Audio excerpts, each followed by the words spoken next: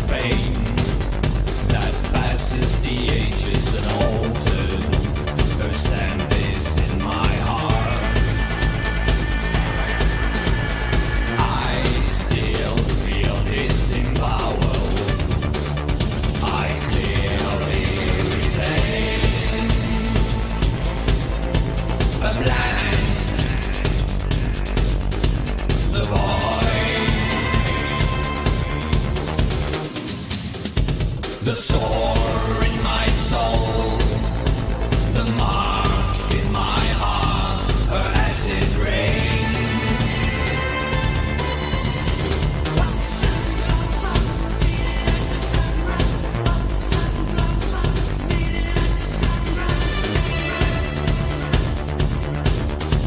The sore in my soul, the mark in my heart, her acid rain.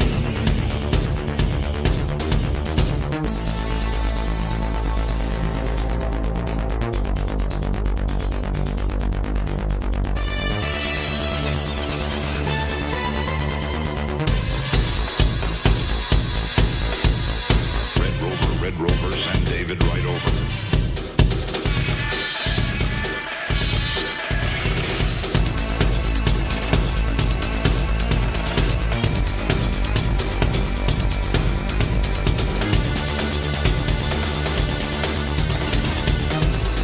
And that voice that was hers alone still resounds in me. She left me dislocated, disavowed, and twitching. Her rhythm is in my heart. She's fighting me, an acute sense of treachery.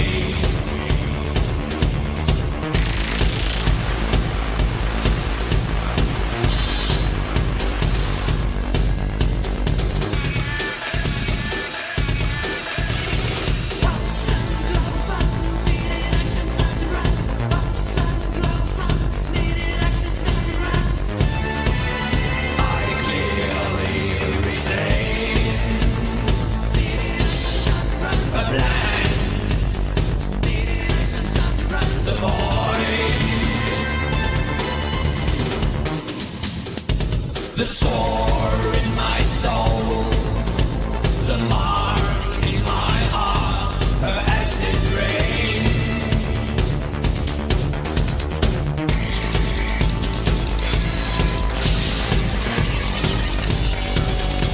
Her acid rain.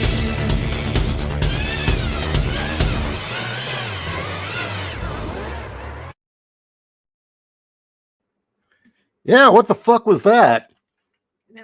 That was a tragedy for you. Great song, horrible video by Anton Corbin. who for some reason is the most respected and most desired video director in all of Europe for no good reason. Okay, honest question. Does he have a food fetish? Probably. Well, it's just that entire video is all about food. The video for Headhunter is about eggs. That's because he mistranslated the title. But it's still food. Yeah. It's like, so does he have a food fetish? I don't know. Again, this is the same genius who decided Depeche Mode's World in My Eyes. The entire video should consist of Dave Gahan wandering around various landscapes with a crown and a cape, sitting in a lawn chair. Seriously. Okay. Walking out to places, setting up a lawn chair, and sitting in it. What a video. Okay. Oh, Ironcast Knight also brought up Wreath of Barbs. When that video was running, I suggested Wreath of Barbs. So yeah, I mean, Tyranny for You, obviously about a bad relationship. A couple references to cannibalism. So he puts a fat chick who wants to gorge and then dance on a table. And again, some of that imagery kind of worked. Like the black and white projection stuff kind of worked. It's them wandering around in the desert with a shopping cart. I don't get that. Don't knock it till you try it, I guess. Wandering around the desert with a shopping cart. I do that every day. I'm in Arizona. Oh, yeah. When you go shopping. Yeah. No, that makes sense. Cart. But do you bring a big fat German woman with you? No, but I'm German. You're part German. Yeah. You're also very Irish looking. Yeah. I'm a mutt. I've got a lot of things. Well, let's see if Wreath of Barbs even has a video. I'm sure it does. Nope. Appears not. Oh, there it is.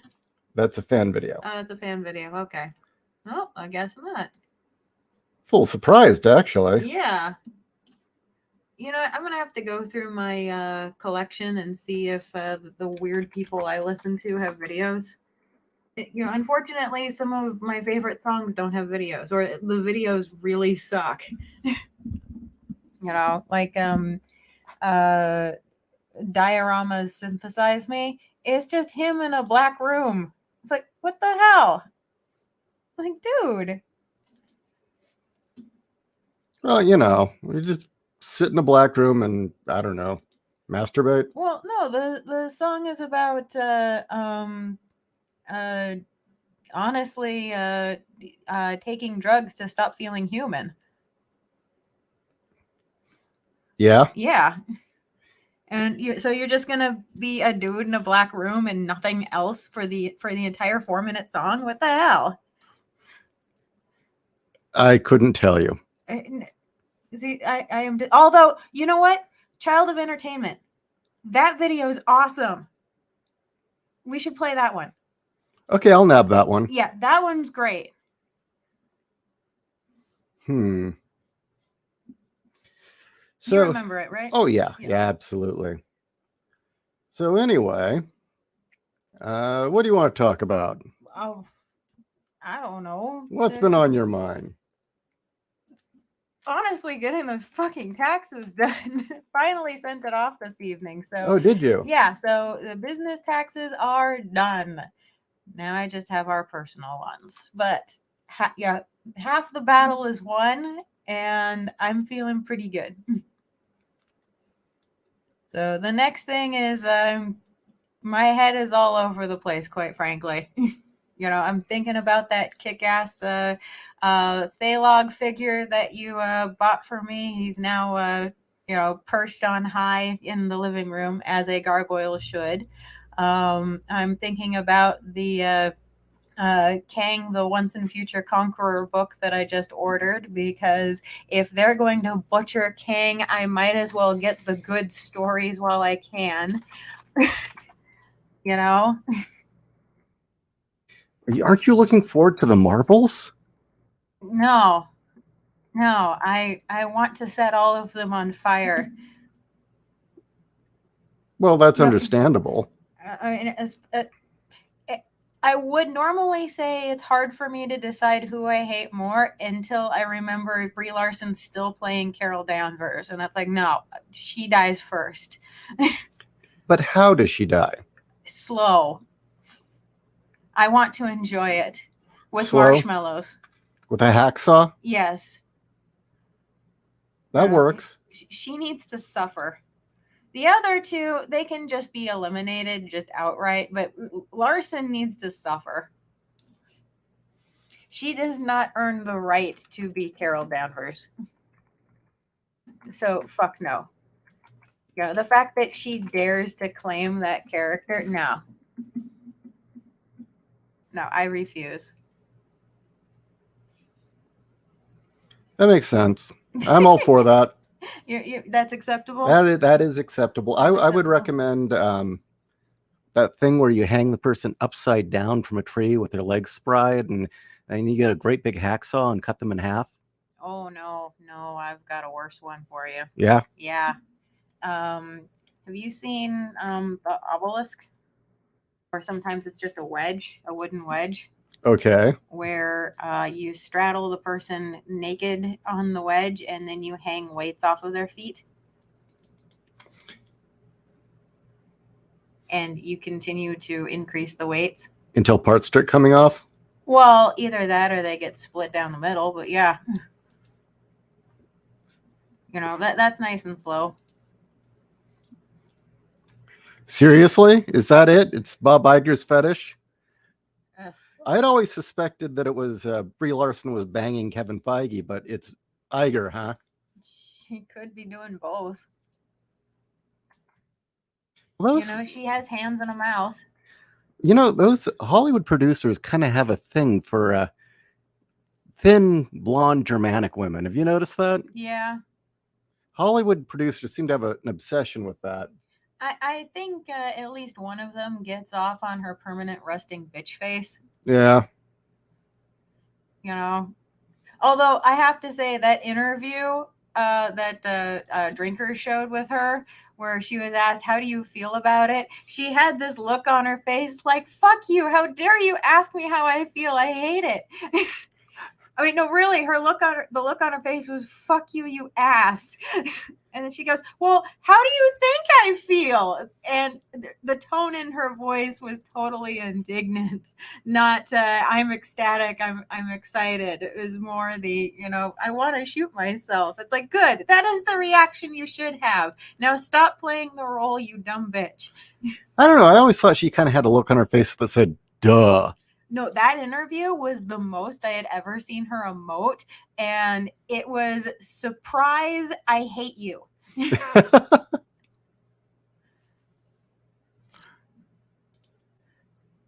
Hollywood producers love ice queens. I think they all have a Ilsa Schul for the SS fetish. Yeah. Bitchy Germanic blondes who are going to smack them around. Yeah, I think so.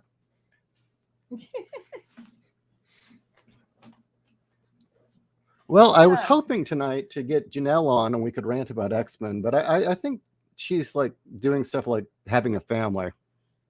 You want me to reach out to her in text? Oh, we could, yeah. I guess that is entirely possible. Since she's been having tech issues. Oh, has she? Remember, she hasn't been getting the emails? Yeah, that is true. Well, I didn't email it. Oh, well, no, I did. I emailed her. Never mind. Well, did you email her a link? No, I didn't. I just asked her if she would, if she wanted to talk tonight. Okay. We are what? Gonna talk. Yeah, we're gonna talk about shit. Yes. We're gonna talk smack about Miss Marvel and the various medieval tortures that she deserves. We've already begun. We've started without her. Yeah. Yeah. Tell her that we're debating the merits between what would be better for Brie Larson, the Iron Maiden, the Judas Cradle, or the Rack. Is it a question of or a question of what order? What order? Well, I don't think you can survive the Iron Maiden, so. Well, it depends. Seriously. Yeah. The original Iron. Now, okay. The truth about the Iron Maiden is that it's really made more for, you see it and it looks intimidating rather than actual use. But the original Iron Maiden was made with movable plates. So you could just lock somebody in there like a Judas cradle, or you could have the spike plates just on their legs and leave their organs intact. And then you just leave them in there to fester. And what they would do is they would smear all sorts of lovely things on the spikes before they closed the doors to ensure that the person got a lovely infection. So it actually was not created to kill somebody. It was created to maim and torture. Okay, so the really impressive one we're always shown never really was used much. The one that we're all very familiar with was made solely to look scary. It wasn't actually intended to be used. Okay, so while we wait for a response from Janelle, Wreath of Barbs does not have a video, so we're going to go a little more old school.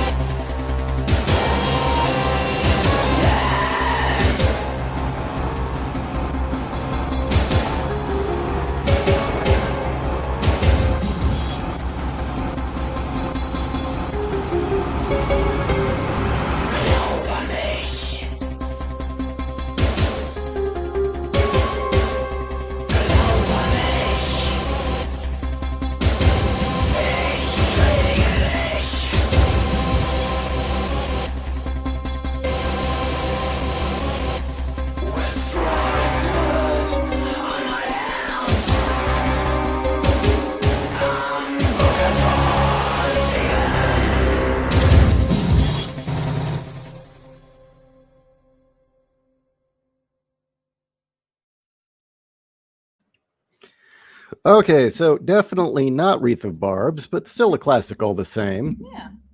Wumpscut, they've been around for a very, very long time. I'd say the early work is considerably better than the later work. It was one of those things where I guess he just, after a while, just kept making the same album. Yeah. Where he got really successful and really horny, and everything became about chicks. That can happen. That's kind of the testing ground, isn't it? Yeah, it kind of is. You know, can you survive the pussy? Yeah. And being that apparently he was an unattractive fat guy, Yeah. fame probably made him a very happy man. What? You know, where somebody like Gary Newman, who is a very beautiful man who is happily married, he just kept evolving. Indeed. So, is there any way to get you to actually face the mic? No. Okay. No, there's a wall here. So what if we did this? Okay, there we go. How about this? I am facing the mic as much as I can. So then we need a new setup, really, is what we need. Yeah. Because, I was just... Well, I mean, if we could have it on the other side of the desk and then the arm comes over. We tried that, and we had problems with that. Yeah. I mean, we could try later, try and attach it to the ceiling, maybe, but... Well, there's that weighted stand that we have. We'll give that a shot. That's actually for something else. But it would still work. It might. Hearing that song feels like, for the first time hearing that song, feels like something I would have heard in an old goth industrial show. Well, that's because you would have. Yeah. You actually would have heard that in an old goth industrial club back in the day. Mm-hmm. So, we didn't hear from Janelle, so I don't think we're going to have her on tonight. No, she's probably being a mom, which is good. So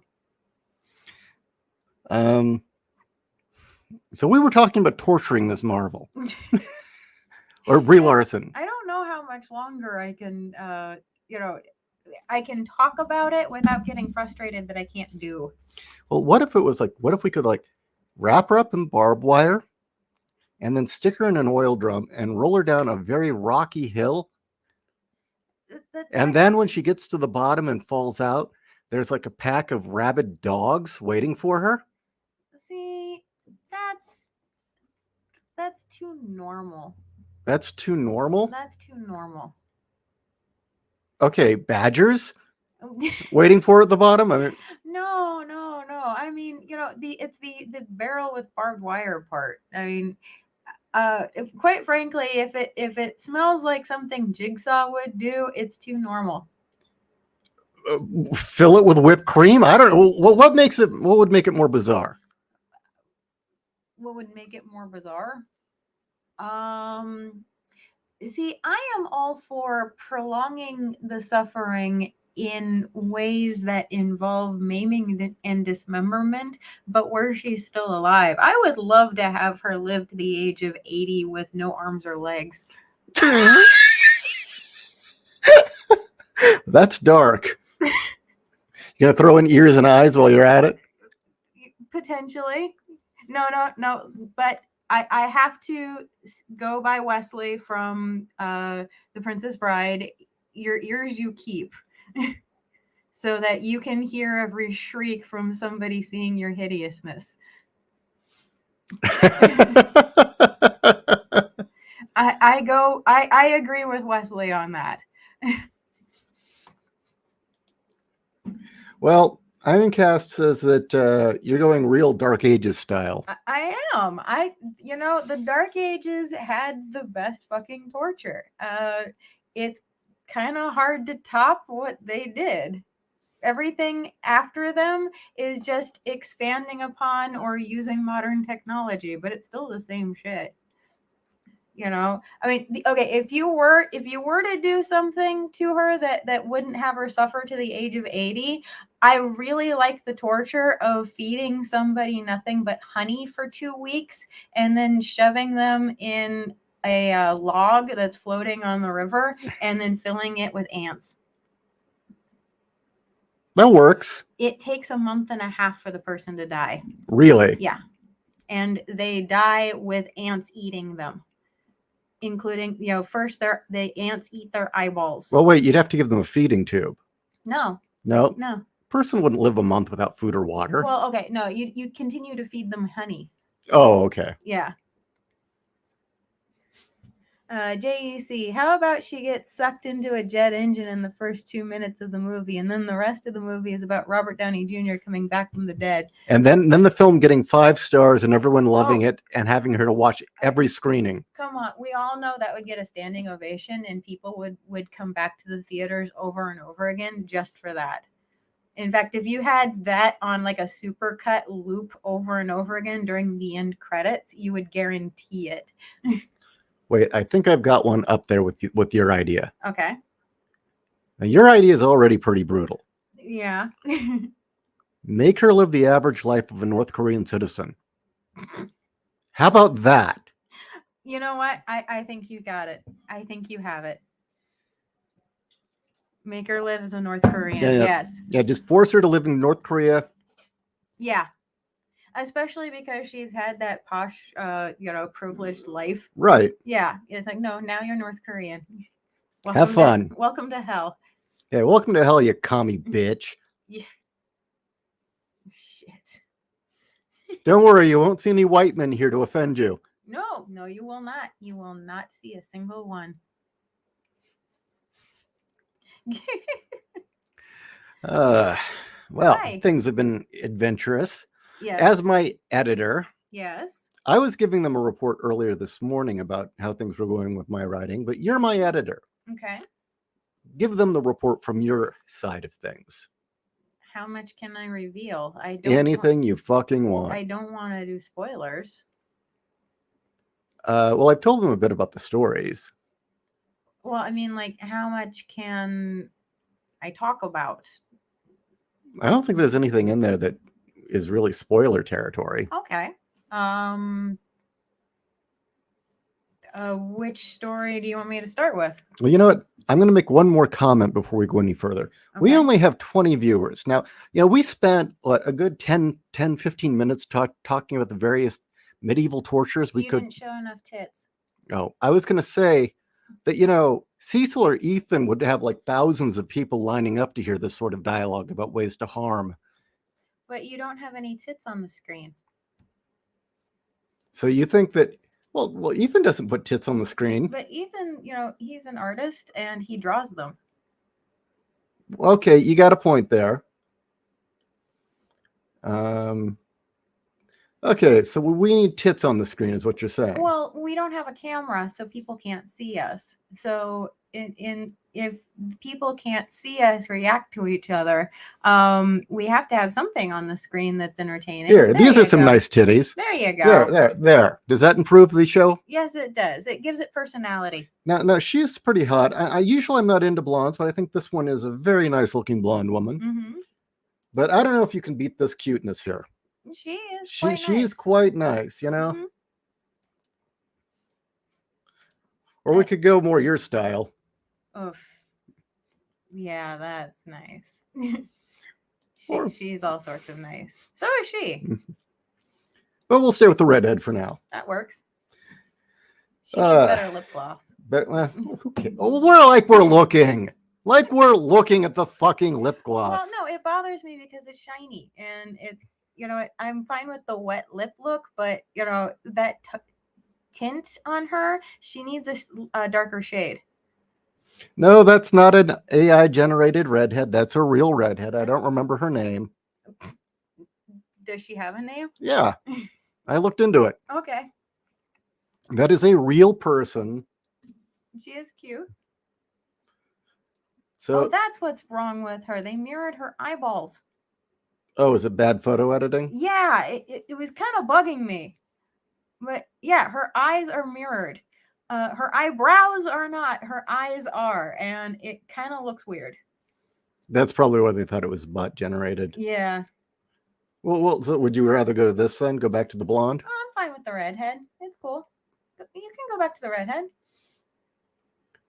So I'm anyway, just being catty. you're just being catty. Yeah, I'm just being catty. No, go back to the redhead. Karen It's all good. Gillan. Okay.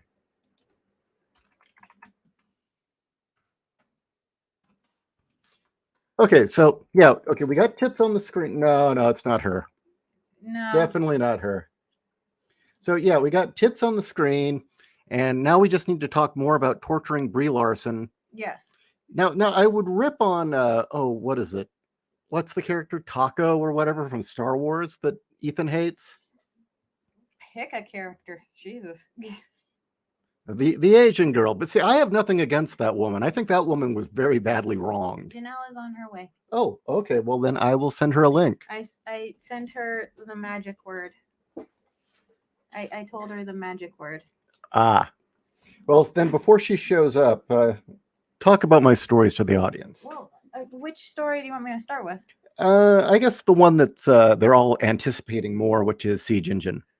Oh, well, Ishi's been doing some polishing of the bar scene where they're toasting how much Venus is full of ass, and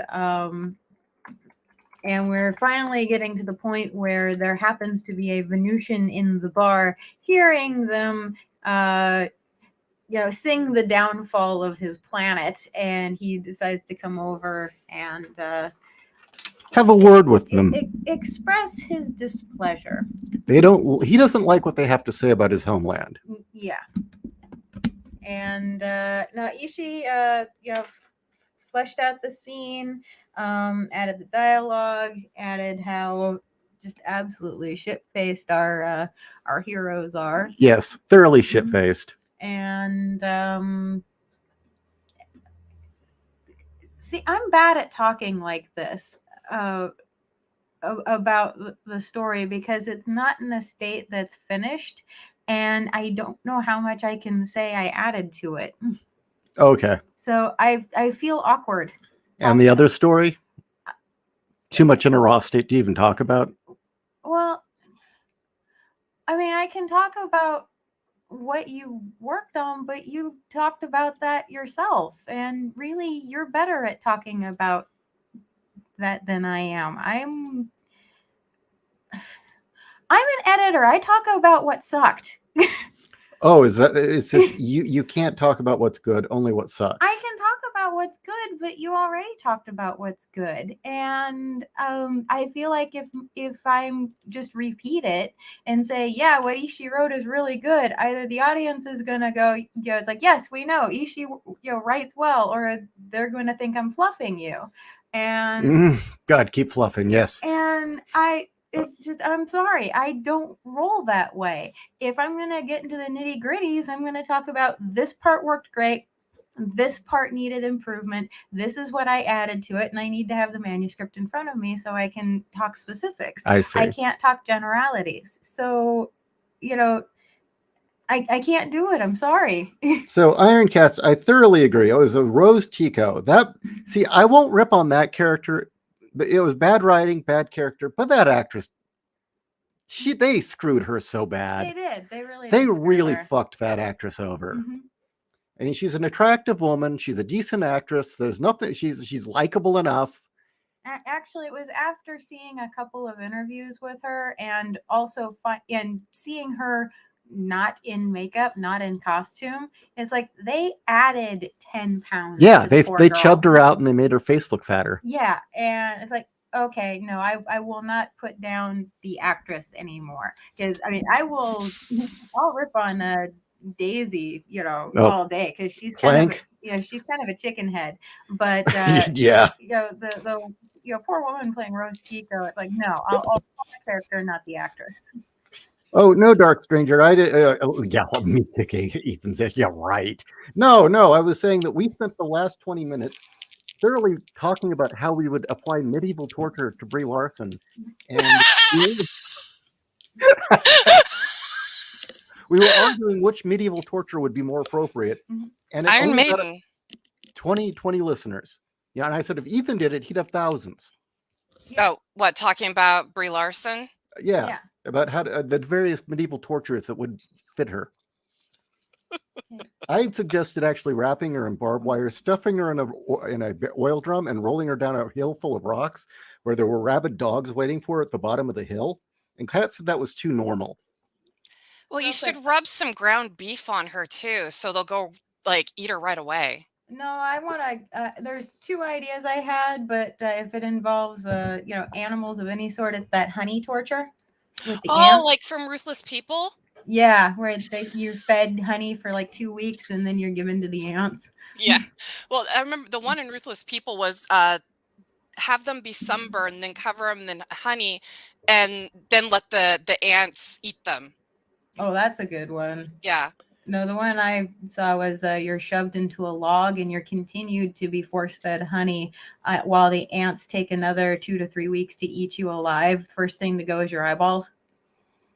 Oh, yeah, because they're the gushiest. Yep. Blah. Wait, real quick. Dark Stranger, that's a great idea. I can totally do that.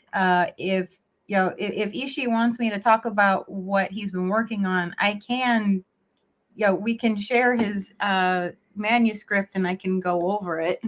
Yeah, we could do that for a show. That works. Read some rough and then you could critique it. Yeah. Okay, Wednesday. Okay. We'll do it Wednesday. So, Janelle, Yes. we got into like an X-Men tirade last night at the end of the game. And we both agreed, look, this isn't fun for anybody else. Yeah, I did feel bad. Like everybody got silent. I was like, sorry. And the weird thing is Kat gets quiet, but the thing is, she is so well versed in comics and she acts like she isn't. I'm well versed in certain areas. Look, you know more about Spider-Man than I do. True. I was gonna say I learned more about Big Barda and Power Girl from from you, Kat. So I Oh. didn't know as much. Well, I came to DC later because I was such an X-Men snob.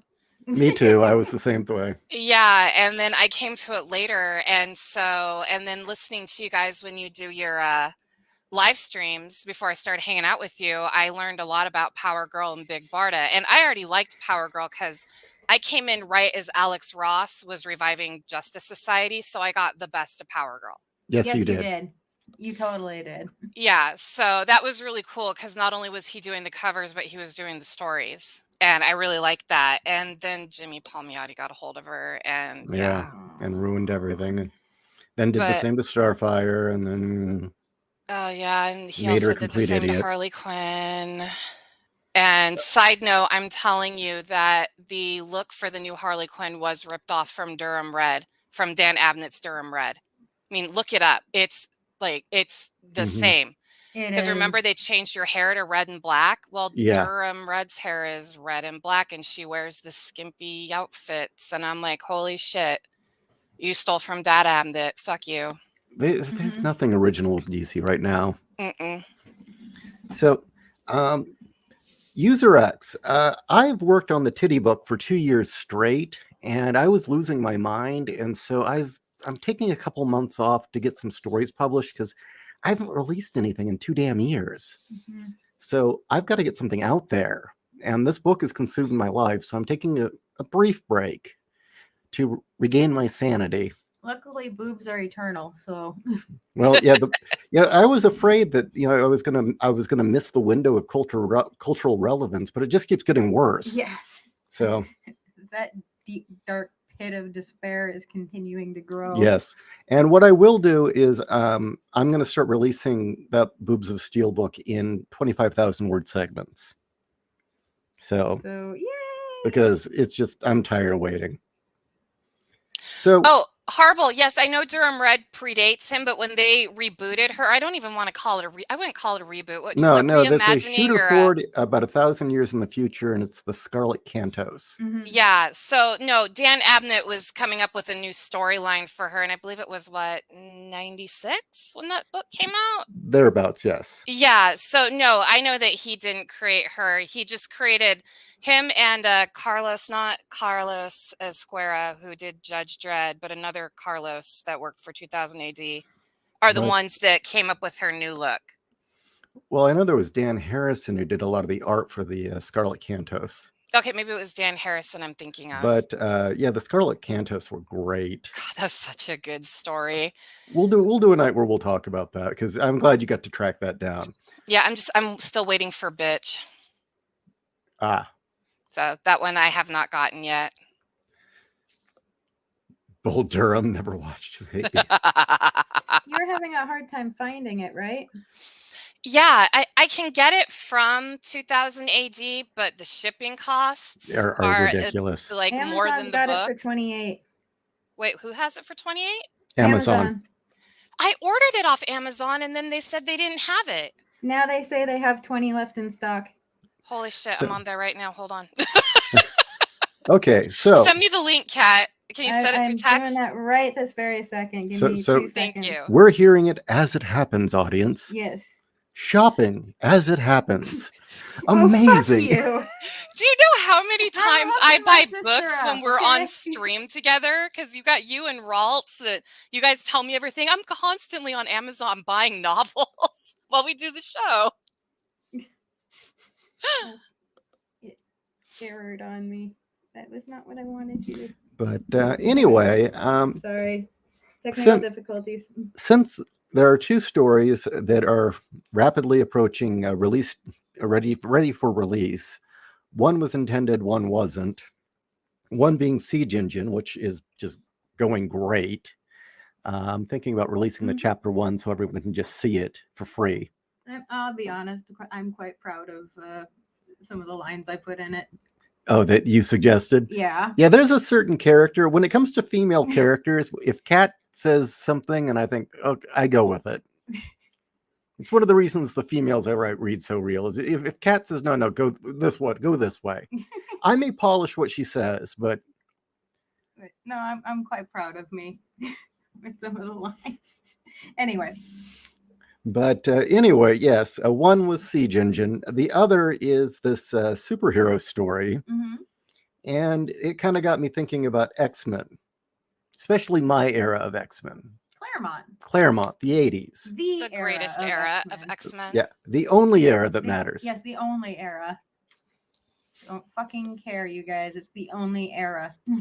The only thing that, in my opinion, just because it's my opinion, that would make that team even better for me is if Gambit was on it.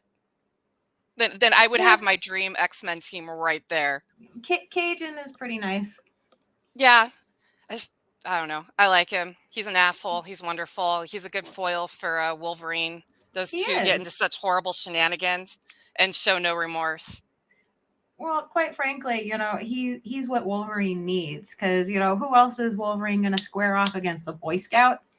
Well, yeah, they're the two that go out and purposely start bar fights. Yeah. And then sit back and watch while the fools that they started the fight with beat the shit out of each other. Mm-hmm. Did you ever read the JLA X-Men crossover where Gambit and Wolverine stole the Batmobile?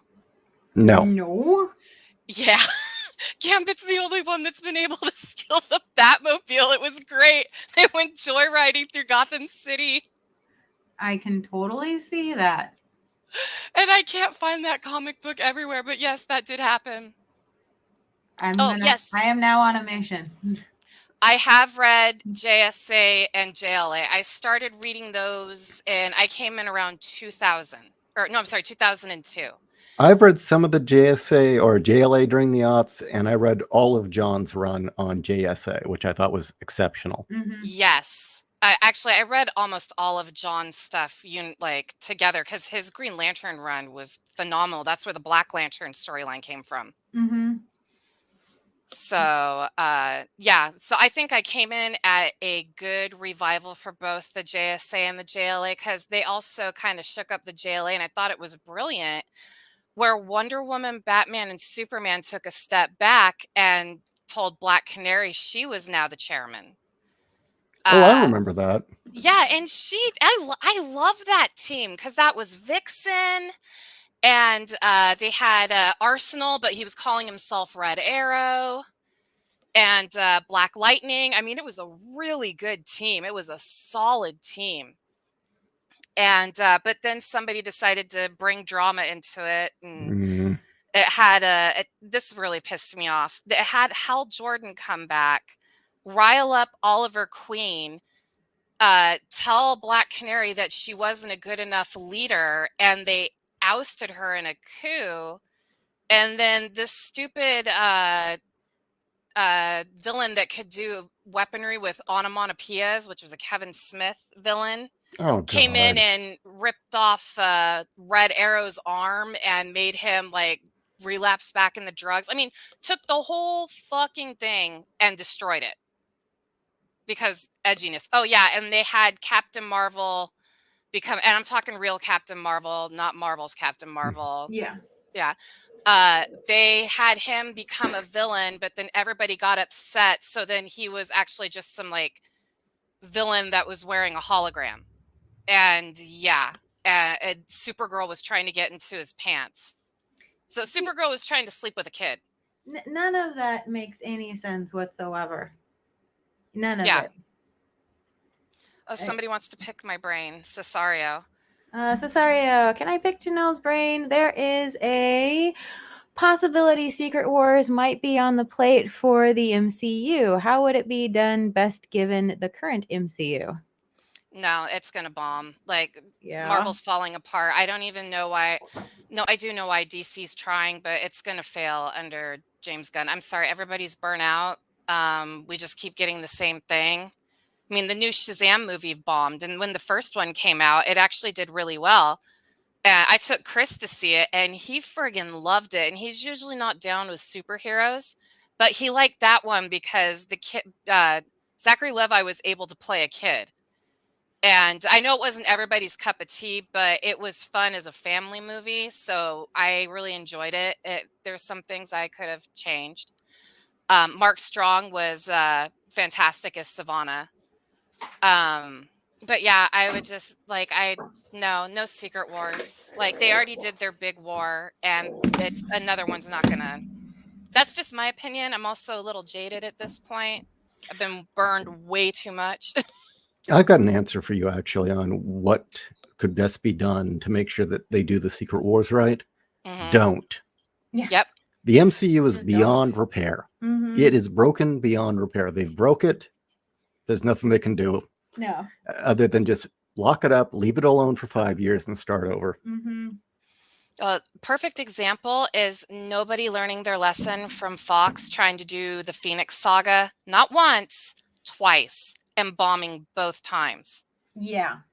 Like when you do big, I'm going to say for all of its faults for Infinity War and Endgame, the fact they were able to pull it off was quite impressive. I will give Marvel that. That was, nobody had ever done anything like that before, and that was pretty damn cool. But yeah, like leave it alone. Don't do any more crossovers. Honestly, I think they should just wind down.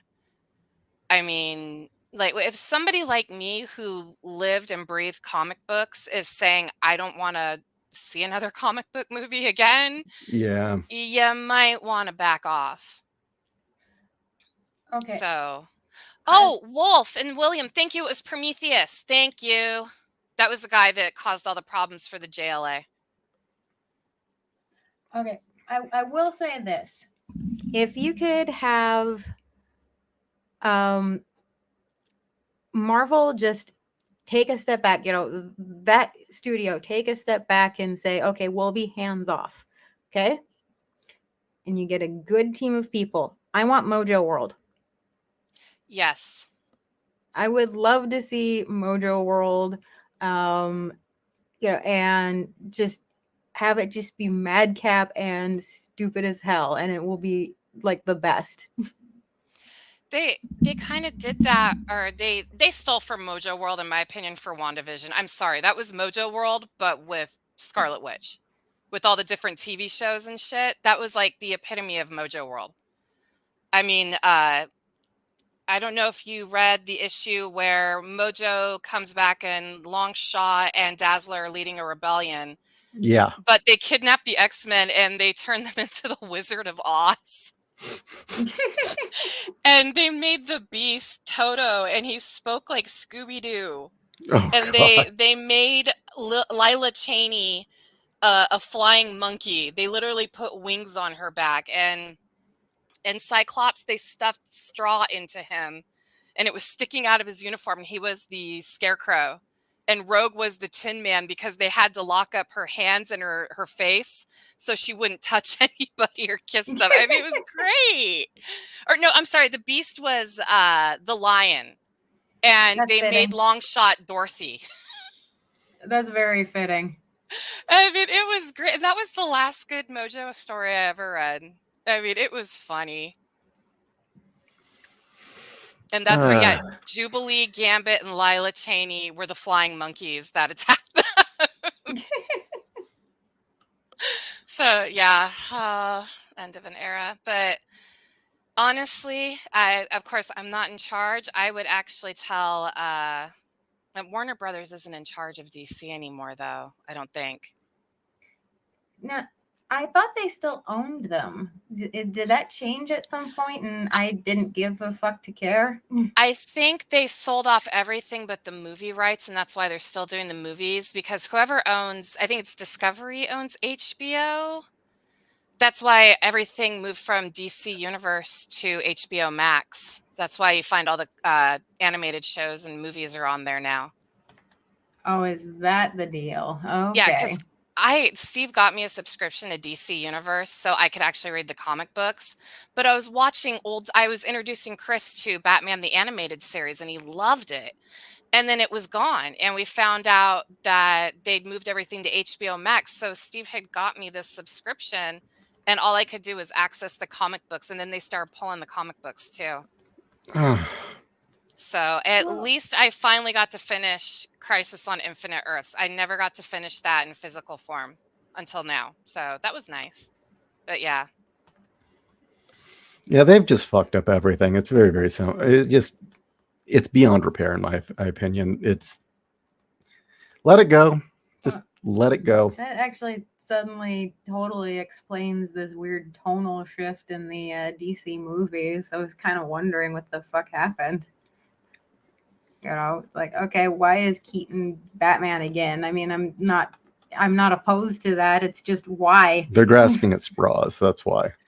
Well, the first thing was they threw Jeff Johns under the bus for the fuck up of Justice League, and he should have been the one fired.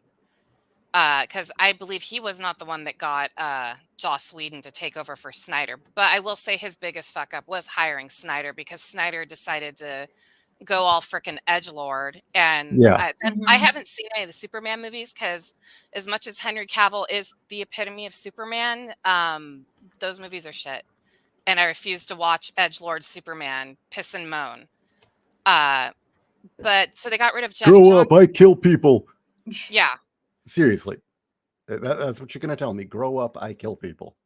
That was the whole thing. Yeah, grow up, I kill people. I mean, oh God, this is going to sound so brutal, but I think there's a reason why Zack Snyder's daughter, was it daughter or son, killed themselves.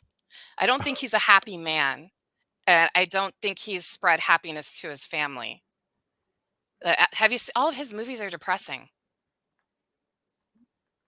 I'm not familiar with his library. Okay, Dawn of the Dead. 300. Yeah, 300. Sucker Punch. Oh. That was his dream project, by the way. That was his. Yeah, and it was fucking horrific, and it did not have a happy ending. And no, I'm like, it didn't. It's just like Tom King. Nothing can have a happy ending, and everybody has to be a little pissy whiner. And so, yeah, I mean, the person that came in after Jeff Johns, though, can you guys take a wild guess? Just guess. Palmiotti? No. Who? Jim Lee. Oh. And that's when it started to tank. Oh, he did Watchmen, and he changed the friggin' ending of Watchmen, and I actually walked out of the theater. I was pissed at the ending of Watchmen. That was not how it was supposed to end. I heard a lot of people were pissed at that ending. Yeah, Steve had me come back in, but yeah, I got up and walked out. I was mad. So, I mean, the way he changed it missed the entire point of the lesson that you were supposed to learn from Watchmen. Granted, it's an Alan Moore lesson, but still, there was a lesson. Well, the fun thing is it was an Alan Moore lesson, but back in those days, Moore was such a good writer that even though he thought he was telling one lesson, because he kept the characters true to themselves, a different lesson came across. Yeah. Yeah. And it really pissed him off when he realized it.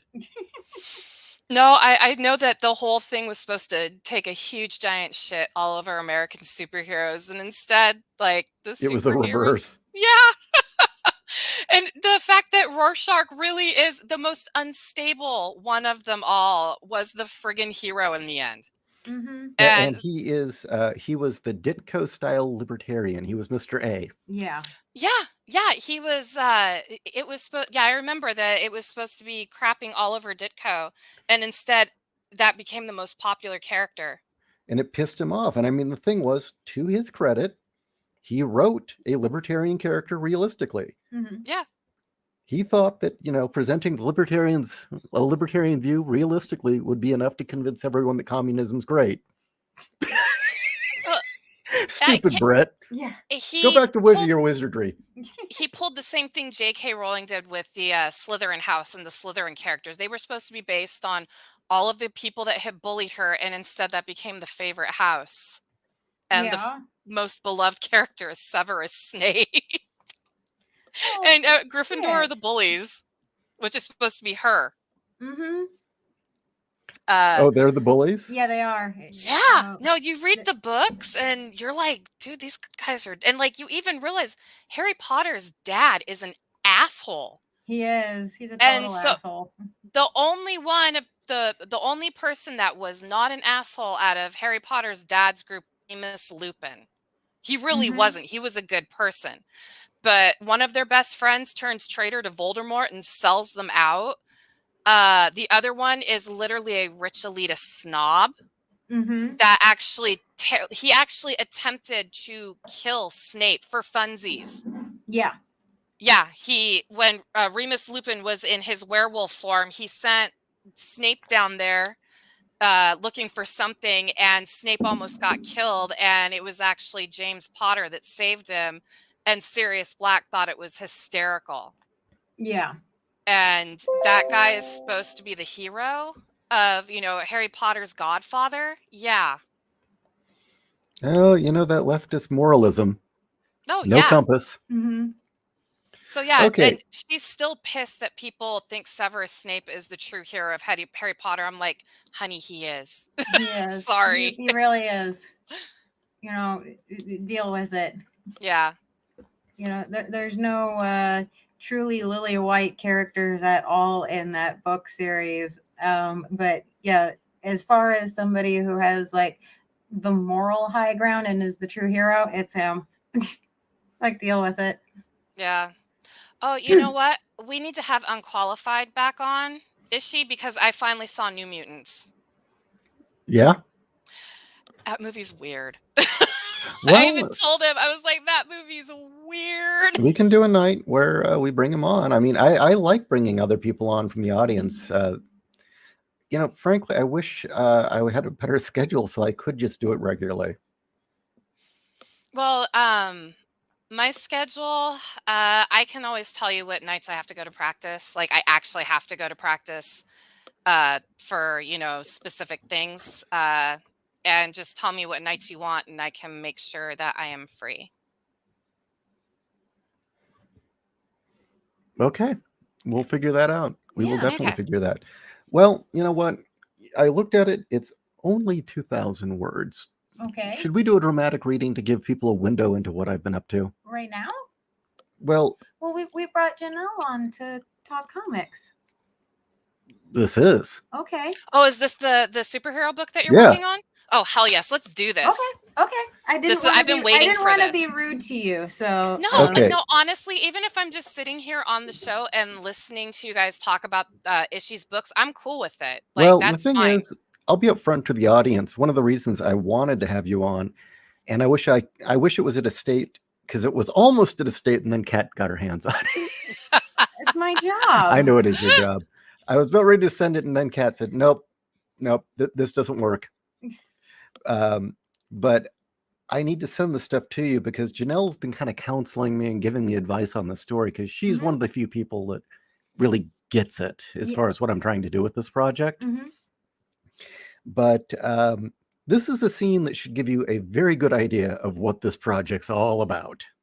Now, I'm going to read the narrative bits, and when it gets to the female characters, Okay. you take over, okay? Okay. I can do that. Roughly 20,000 miles above North America in geostationary orbit was Justice 1, the largest space station ever built. A joint venture between 3 corporations and Nova Laboratories, Justice 1 now served as headquarters of the League of Champions, the world-famous coalition of metahumans, mutants, and oddities of nature who had dedicated themselves to the cause of peace, justice, and human dignity. Or at least that's what they used to believe. In recent years, a new generation of younger heroes, the so-called Millennium Children, had been recruited to continue this mission, yet were growing increasingly at odds with what the League stood for. Let's go to the top here.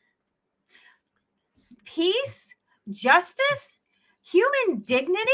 I mean, like, what does that even mean? A voice echoed throughout the vast hall where the champions held their meeting. Nearly all members were present to hear this shrill, angry voice. It belonged to a stocky young Latina who a month ago had called herself Lady Providence. She'd called the gathering to announce a name change. From now on, she was the intersectionalist and was abandoning her role as Puerto Rico's patron defender.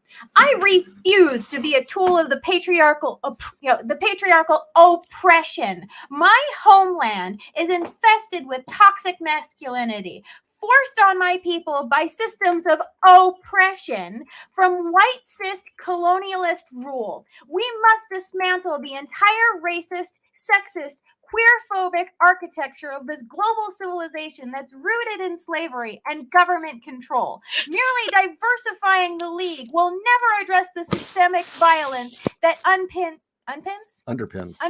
Is this. it there? It says unpins. Fix that. Underpins this organization. That underpins this organization. Okay, fix that just so it doesn't get missed. Throughout the hall, the older heroes shared confused glances. Superion, Sparta, Atom Fist, and the handful of other founding members still with the League were at a loss to what to say. Lady Providence had always been a bit of a firebrand, but in recent months had become more militant, more angry, her rhetoric growing increasingly difficult to understand. As the intersectionalist, the woman was a ball of incomprehensible rage. Despite the illusion of youth, their powers granted them. Superion and Atom Fist were both in their 80s, and Sparta claimed to be even older than that. Terms like cishet, non-binary, and microaggressions were a complete mystery to the three of them. Even the heroes that had come after them, the ones from the 60s and 70s, the so-called love generation, struggled with the bizarre things that came out of these kids' mouths. As the intersectionalist went on, she began to rattle off a list of demands calling for proactive action and tearing down cis-normative colonial hierarchies. She slammed her fist down on the marble podium, causing a spiderweb of cracks to form. Now let's take it up to the top. Okay. It isn't enough to stop disasters and fight crime. We need to publicly call out those who are to blame and do something about them. She mentioned the need to attack environmental racism and how the older white heroes needed to stop saying how they were blessed or lucky to have powers. Y'all ain't blessed. You are privileged, and y'all need to recognize and check that privilege. Y'all were given opportunities metahumans of color like me never had. There's a lot of oppressed people who ain't treated like heroes because white privilege won't allow it. From the second row, the camouflaged-clad hero known as Thunderhead rose to his feet. A military veteran, he was barrel-chested and thick with muscle, and kept his gray hair trimmed tight. Look, he grunted. Fix that. Type in voice. His voice was all gravel. Voice. There we go. Live editing, everyone. Live editing. Ooh. I'm trying my best to understand what it is you're all on about here, but none of this makes a damn lick of sense. You talk about us being privileged. Listen, young lady, at your age, I was drafted into Vietnam. I spent the best years of my youth being shot at and watching my buddies died. That ain't no privilege. And I'll tell you, my superpowers, fact is, the only reason I got powers at all is I was sprayed in the face with Russian nerve agent and somehow survived. And it triggered a random mutation. The soldier folded his thick, meaty arms. They were covered in faded military tattoos. Now, if that sounds like privilege to you, you can stick it up your ass. Now, please, Thunderhead, you're not helping, said Electro Woman, who was seated behind him. Let the girl talk. She'll eventually run out of steam. Then we'll sit down and we'll talk calmly with her. That is me. Sorry. First off, I am not a lady. I'm non-binary. Second, claiming to not be privileged is absolutely privileged, the intersectionalist scoffed, glaring at both of them. Takes a lot of white privilege to be unaware of your white privilege. Truth is, y'all want so bad to hold on to systemic power you've had for so long, you refuse to admit you're part of the problem. I love how you're just hitting that desk. She slammed a fist into the marble dais again. I look around and I see a lot of pale faces, a lot of whites, a lot of Asians. That's a problem, because none of y'all have any business going into oppressed Black and brown communities. Your whiteness has traumatized people like us from birth. Behind her stood a few of the other young heroes, TikTok, Eco-Freak, Antifascista, and the duo Stunning and Brave, all nodded in agreement. Okay, let me scroll up. Look here, young lady. In the front row, Adam Fist stood up. In his sculpted blue and white armor, the man looked like an overdeveloped weightlifter wrapped in steel.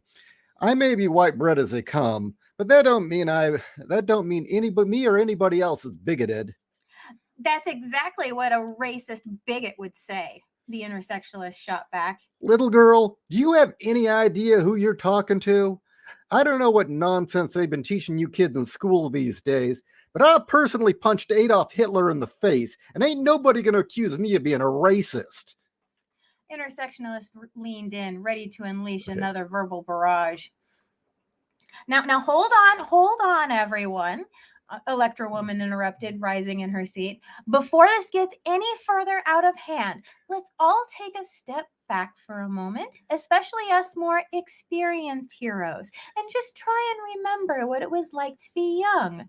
Being in her mid-60s, Electro Woman had aged exceptionally well. Over the years, she'd kept that lean gymnast figure that fit so perfectly into the classic orange and yellow leotard she wore. Likewise, her signature feathered Farrah Fawcett hair had shifted from blonde to almost a regal shade of silver. Now, the way I see it, Electro Woman began in a friendly, melodious tone, a lot of you founding league members from back in the day come from the more conservative side of the tracks. Now, when I was recruited back in the 70s, being the hippie I was, I thought you guys were the biggest bunch of squares I ever met. Remember Sergeant Glory? How he'd call me the Moonbeam because I wore flowers in my hair and would sing old Joan Baez songs, or how Superion was certain I was on the marijuana. Well, in a way, I was, but anyway, these young folks. Okay, let me scroll up. Okay, boomer, the intersectionalist sneered with a dismissive wave of her hand. Why don't you check that white privilege out right now? Because none of us care about your shitty nostalgia. I beg your pardon. Hey, you watch your mouth, brat, Adam Fist barked. That's no way to talk to a lady. Incapable of letting any good deed go unpublished, Electro Woman shot Adam Fist a nasty look. I can stand up for myself, thank you very much. Seeing her chance, intersectionalist launched back into her rant. The League says it's all for peace and justice. Well, I say that's a bunch of bullcrap. Y'all talk about peace and justice while white cops in America are beating on black and brown bodies every day. You ain't done shit about that. Well, I say fuck peace. Yeah, y'all heard me right. Fuck peace. We ain't never talking violence off taking. We ain't never taking violence off the table until we have justice. She punched a gloved fist into the air, then cried out, "No justice, no peace. No justice, no peace." As if on cue, the group behind her all did the same. No justice, no peace. No justice, no peace. The older heroes looked on in horror as many of the younger members in the audience stood and joined to the chant. What made the scene all the more disturbing was the intersectionalist. What made the scene all the more disturbing was the intersectionalist was wearing her new costume. Gone was Lady Providence's skin-tight bodysuit patterned after the Puerto Rican flag. In her new identity, she'd take to wearing a stylized uniform by a stylized version of the uniform worn by Mexico's Zapatista International Liberation Army. Up there on the dais in a black ski mask, fatigues, and combat boots and red bandana, she looked more terrorist than traditional superhero. No justice, no peace. No justice, no peace. No justice, no peace. That's enough! A voice boomed throughout the hall, so deep and loud that it's the very superstructure of Justice One trembled. There was only one man present with that kind of power. Superion drifted out of his seat and to hover above the audience. The room fell silent as he glared down at the girl. You have every right to voice your opinion, and I am speaking for the League when we say we're all open to hearing what you have to say. But this is the Hall of Champions, not some college protest. I expect everyone to conduct themselves respectfully. Respect? Respect? Intersectionalist spat back. She jabbed a finger accusingly at Superion. How dare you lecture me about respect when half y'all can't even bother to respect my pronouns? Someone in the audience snickered. Instantly, that instantly sent Stunning into a screaming fit. I'm not going to do Stunning's voice. You do it.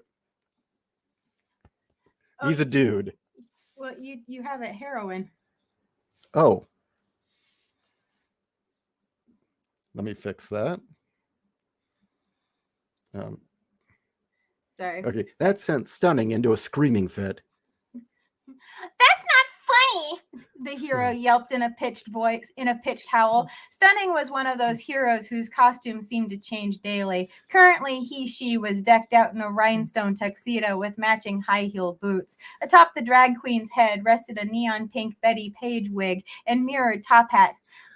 I am not going to stand by while a bunch of breeders disrespect my gender identity. I'm a superhero, damn it. And for you bitches who can't seem to figure it out, I am very queer. Y'all need to get with the right side of history because my people are the future. Brave came forward and placed a supportive hand on Stunning's shoulder. As are my people too. As the first peoples of America, we, the indigenous tribes who first experienced the genocidal rage of the white man, very little has changed since the days when the white man came to kill my people and take our land. Oh, give me a fucking break, Juan. It was Adam Fist again. Nobody's got a problem with you and Stunning being fruits and everything, but this Indian stuff, where are you getting this from? Seriously, kid, when I brought you under my wing, you called yourself First Strike, and you were all about using karate to clean up your neighborhood.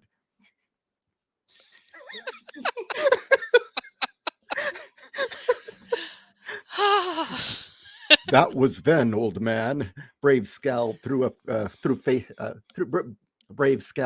face full of war paint. Since then, I have learned the truth of what was done to my people, and how the white man taught us to be ashamed. Never again will I hide who I really am. Your last name is Lopez, for Christ's sake, and you're dressed like the Indian from the Village People. Who? Enough, Superion boomed again. Intersectionalist, unless you have further business to bring up with the League, I respectfully ask that you withdraw from the podium. And let's go to the top of the page. I do have other business. Intersectionalist grabbed the dais and squared her shoulders. The League's mission statement of peace, justice, and human dignity has failed. It's failed because y'all don't know the meaning of those words. Before y'all can even start thinking about real peace, justice, and human dignity, y'all gonna need to unlearn the brainwashing white society drilled into you. It's why today I'm insisting the League's mission statement be changed to diversity, inclusivity, and equity? Equity. Okay, and equity. The young heroes in the room began to cheer and pump their fists. How in God's name is that a mission statement? Thunderhead shouted out. Diversity? The League is diverse. You kids on stage right there are proof of that enough. And equity? Being fair and impartial in the justice we pursue is our highest virtue. As for inclusivity, well, he snorted an exasperated chuckle. Maybe it's because I was special forces in Vietnam, but inclusivity has no place in an elite organization. Only the best of the best can be allowed in. Anything less is going to lead to problems. By the looks of it, and by the looks of you, sorry, lot, I think a big mistake was made lowering our expectations and allowing the entrance requirements just to keep up with the times. I say we boot the lot of you out the door right now. Now, can I interrupt for just 1 second? Yeah. Is the intersectionalist based on Gabby Rivera? Yeah. Exactly. I I'm glad knew you it! nailed it. Exactly. Later, I have her in overalls. Oh, shit. You know how Gabby's always wearing overalls and has the buzz cut? Yeah, and she also wears her hats kind of sideways like Spike Yeah. Lee. I have Yeah. a scene earlier where they're taking their college classes, Mm-hmm. and they're at a ethics lecture, and she's there in her street clothes, and I describe her as Gabby Rivera. Oh, okay. I'm listening more and more. I'm like, this is Gabby Rivera. All right. Thank you for answering my question.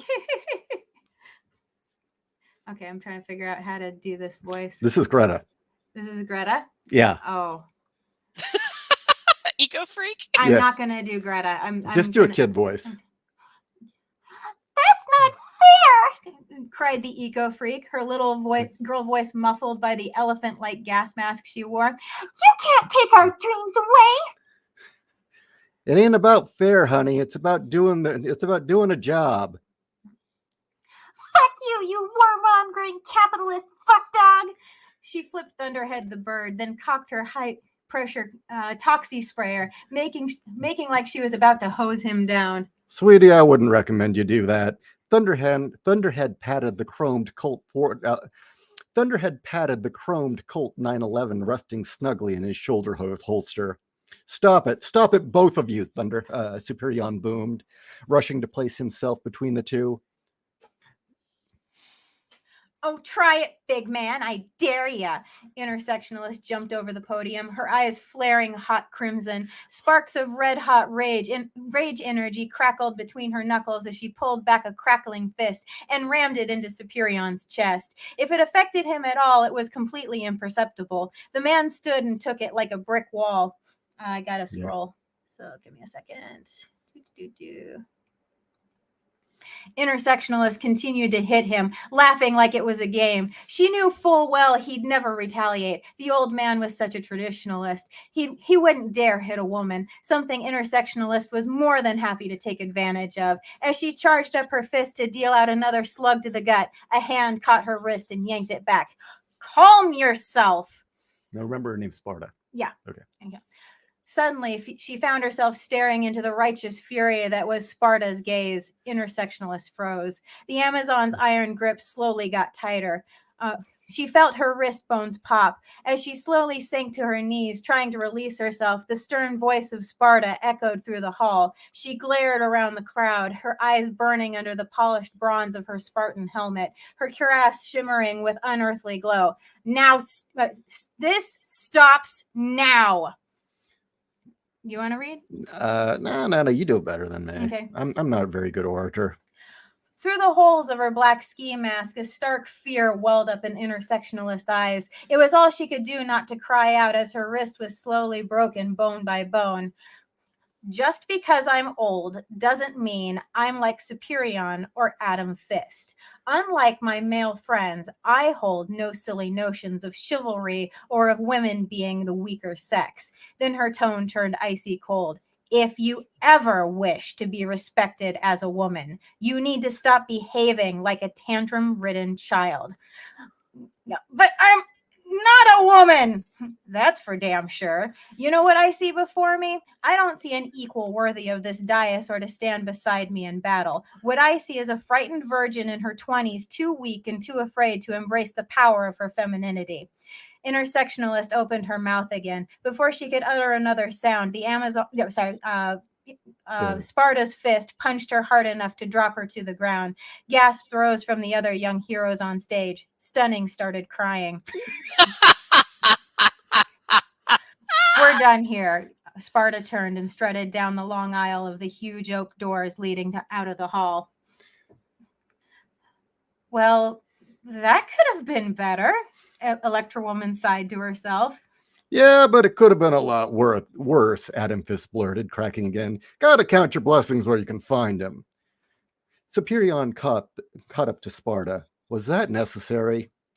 She's a child. All she will listen to is pain. Pain that only a mother can bring. And Mama felt it was time Baby was spanked. She turned to look at him. You can be the good father all you like, but there is going to come a day when Papa will need to lay down the law in his house. So that should give you a window into what this story is about. So, end scene. End scene. And it is leading towards a couple things. It's leading towards a internal war where the millennial faction breaks off into this communist radical group and starts raising hell and becomes obsessed with one of the villains, thinking he's a revolutionary because he wants to burn society down.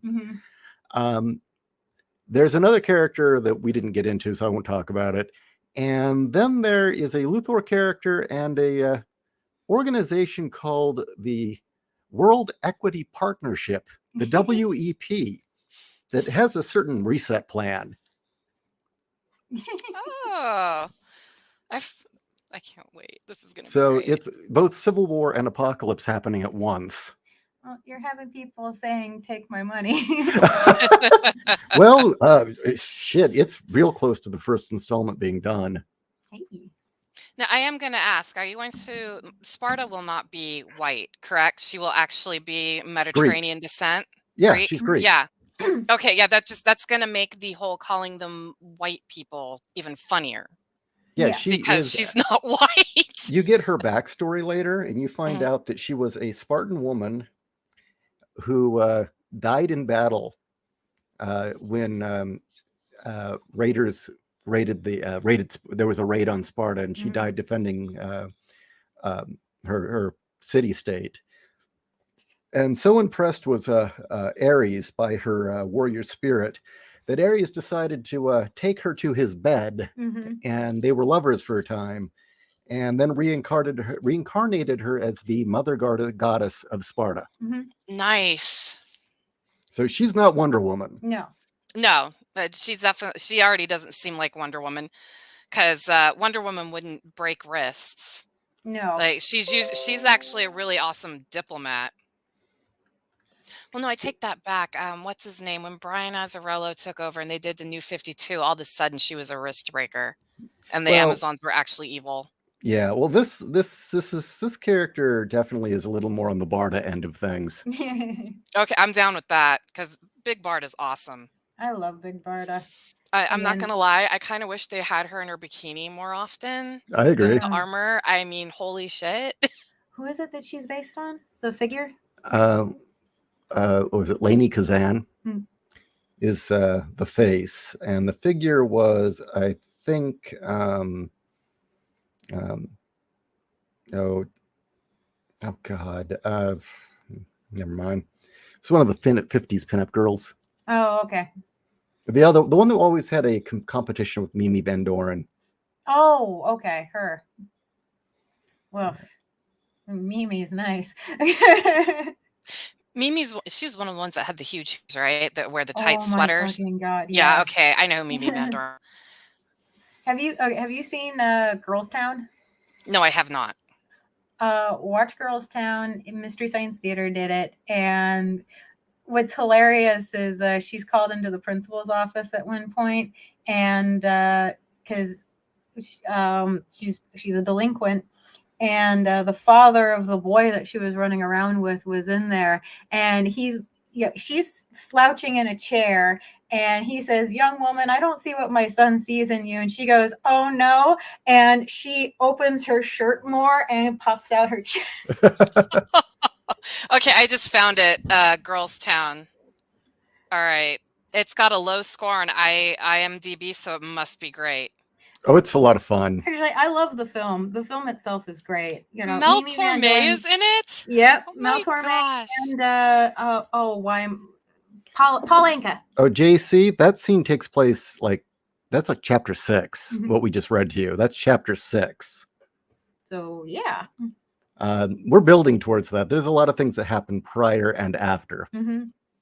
You guys aren't going to be disappointed because I've heard another chapter and it's pretty kick-ass.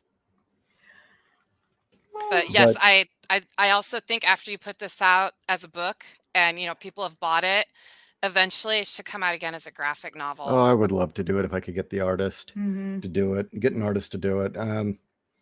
But no, I have just gone through, and it's just this thing's kind of growing on its own. I don't have a Joker character. I have a No. different type of character that embodies chaos. Mm-hmm.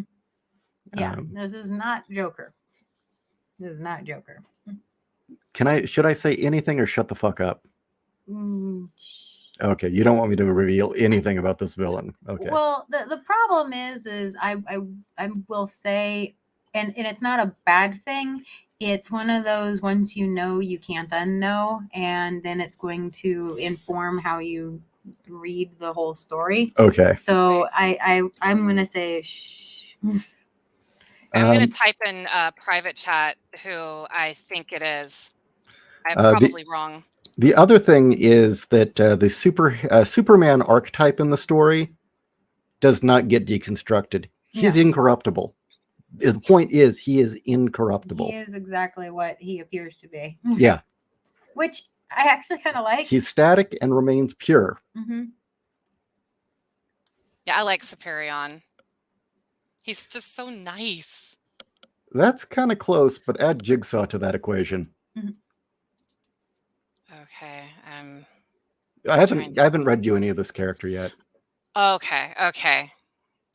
Oh, I'm thinking of the Lex Luthor type I read about. Oh, You no. told me about him. Oh yeah, Grant Globus. Yes. No, it's Okay. not him. But it's just kind of weird that from one scene this thing just spidered out of control, and there's another scene where I kind of get real meta, where they're in a ethics 101 class, and the teacher in the class starts talking about how even comics need to be political. Yeah. The even comics need to be made diverse, inclusive, and equitable. I forget. You reference Wortham with that. Oh, the Wortham Act. Yeah, the Wortham Act. The Wortham Equity of Opportunity Act. Yeah. Janelle, do you know the reference to Wortham? No, that's was it Corruption of the Innocent? That Right. stupid book that got Right. EC Comics in trouble. Mm-hmm. Is that I forgot? It's something of the innocent. Seduction. Yeah. Seduction of the Innocent. Okay. Mhm. Yeah. I know who that guy's. A postmodernist freak. Yeah. Guy was a fucking commie who had a big boner for Marx. Yeah. He named his clinic after, I think, Marx's son. Uh-huh. Ew. But he said he wasn't a communist, seriously. No, I'm not a communist. No. Oh. Probably because he's afraid. What's his name? McCarthy would have come after him. Yeah.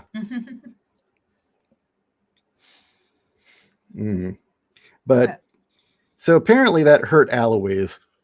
Oh Apparently God! it was too painful. I'm sorry, Eloise. Oh, Aloise, you're in for a treat, though. This is going to be a good story. Like I said, I've already heard a couple of other chapters, and it's pretty damn good.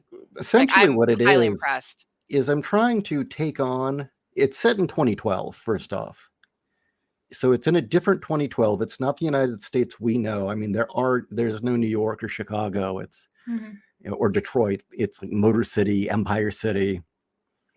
What was it? Bay City. There is no land of corruption. Yeah. How about just Mob Town? We just have Mob Town. Mob Town, Chicago. Yeah. That's yeah. But what it is on the one end, I'm kind of mirroring how the comics industry and our culture got invaded, but then the comics themselves and the heroes in the books got invaded at the same time.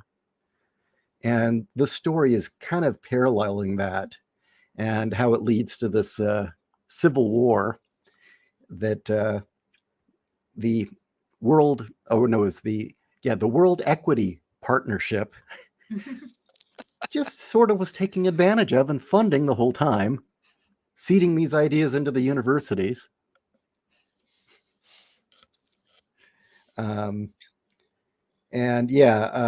I will say the inciting incident that causes the split in the league is when Eco Freak decides to kill a supermarket grocer or a grocery store manager. Oh my God! Thank you. Yes. Thank you for putting that in. And It point makes blank, the pain of reading that a little bit easier. yeah, I'm making that the inciting incident. And Eco Freak is fucking Greta. Just point blank, she is fucking Greta under that mask. Please tell me she has braids hanging out of her mask.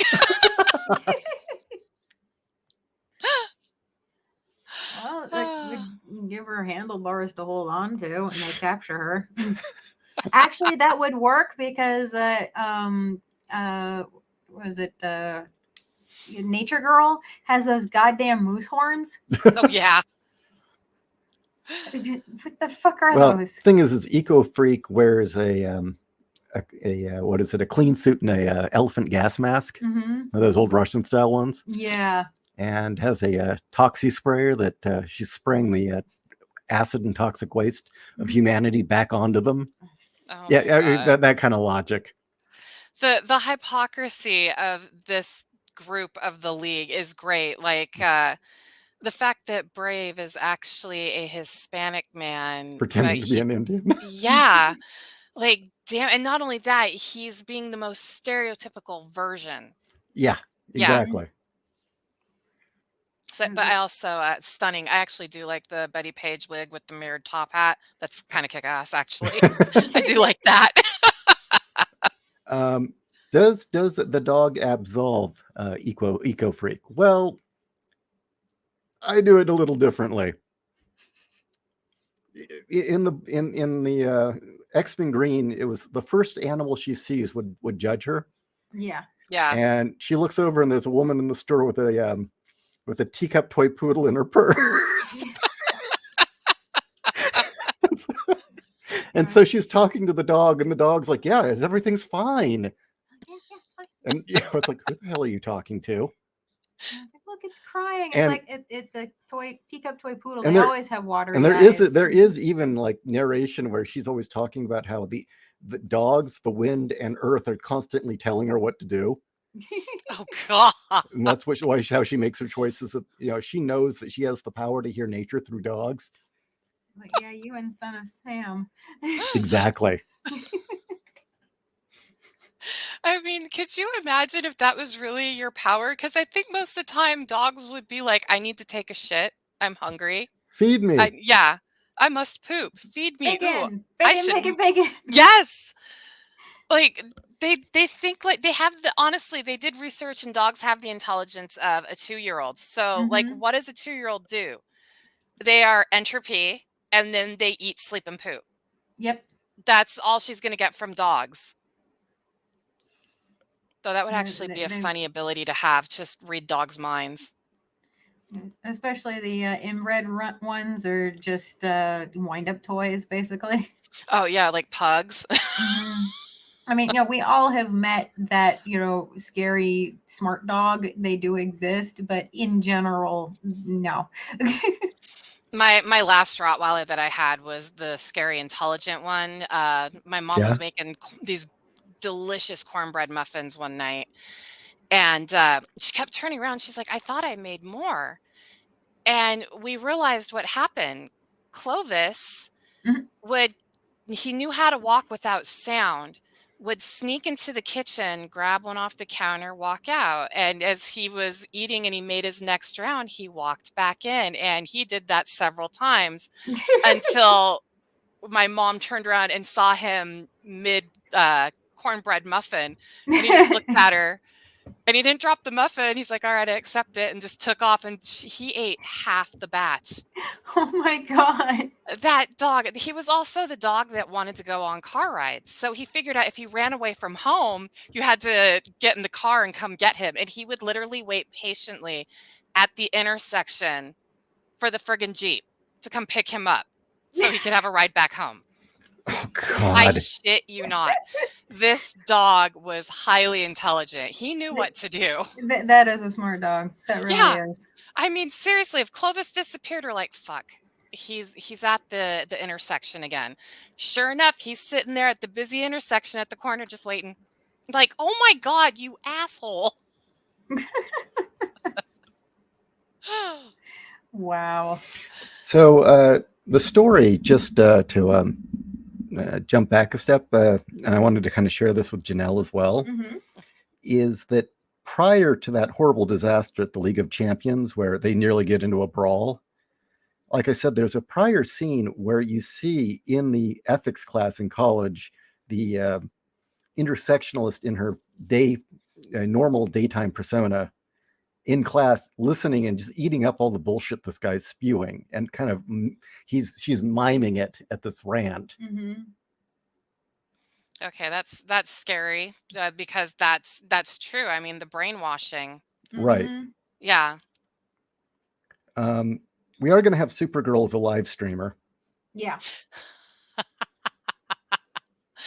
Yeah, I will say that the Rebels, you should actually kind of have a little bit of a backstory that the seeds were getting planted while they were in elementary, middle school, and high school. And then just they get the full barrage, and that's why it's so easy for it to take, because that's literally what happened. I mean, I was working at school districts when this started taking off. And so, I mean, in hindsight, it wasn't a shock at all when people became militant. It was actually, it's very sad. Now, I would like to share this with Janelle, but I don't know if you're okay with the audience hearing it. Oh, what is this? The rough draft of Sparta and the Moon Princess. I think it's okay. I don't think there's anything in it that's wrong. It's just, it's very rough. I know. Okay. This is primarily, I want Janelle's feedback, because after the clusterfuck, there's other things that happen. But after the big clusterfuck at the meeting where they nearly come to blows over diversity, inclusion, and equity, the older members, the greatest generation, not the boomers, but the World War II heroes, Sparta, Superion, and Atom Fist, are like talking about it. Look, we've got to talk to someone and figure this out. This is fucked. What the hell are we going to do? And so Sparta goes to Japan and visits the only person she trusts. Okay. And it's... Now, I'm going to say this right now. I haven't edited this scene yet. So if you hear me wanting to change things as I read. Yes. And this is the Moon Princess, who's now an adult, although perpetually 25. But she's actually in her 30s. Okay. What? Oh, sorry. Right in your face.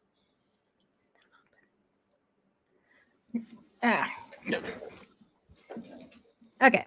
Sorry, I had to swivel my chair here. I never tried one of these until meeting you. They're surprisingly good.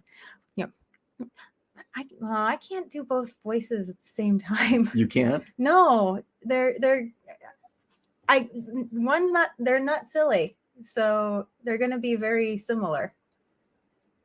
I'll do my best. Okay. I'll do my best. So that's Sparta. Okay. Well, I can't believe you're thousands of years old, and it took you until 1997 to eat a parfait.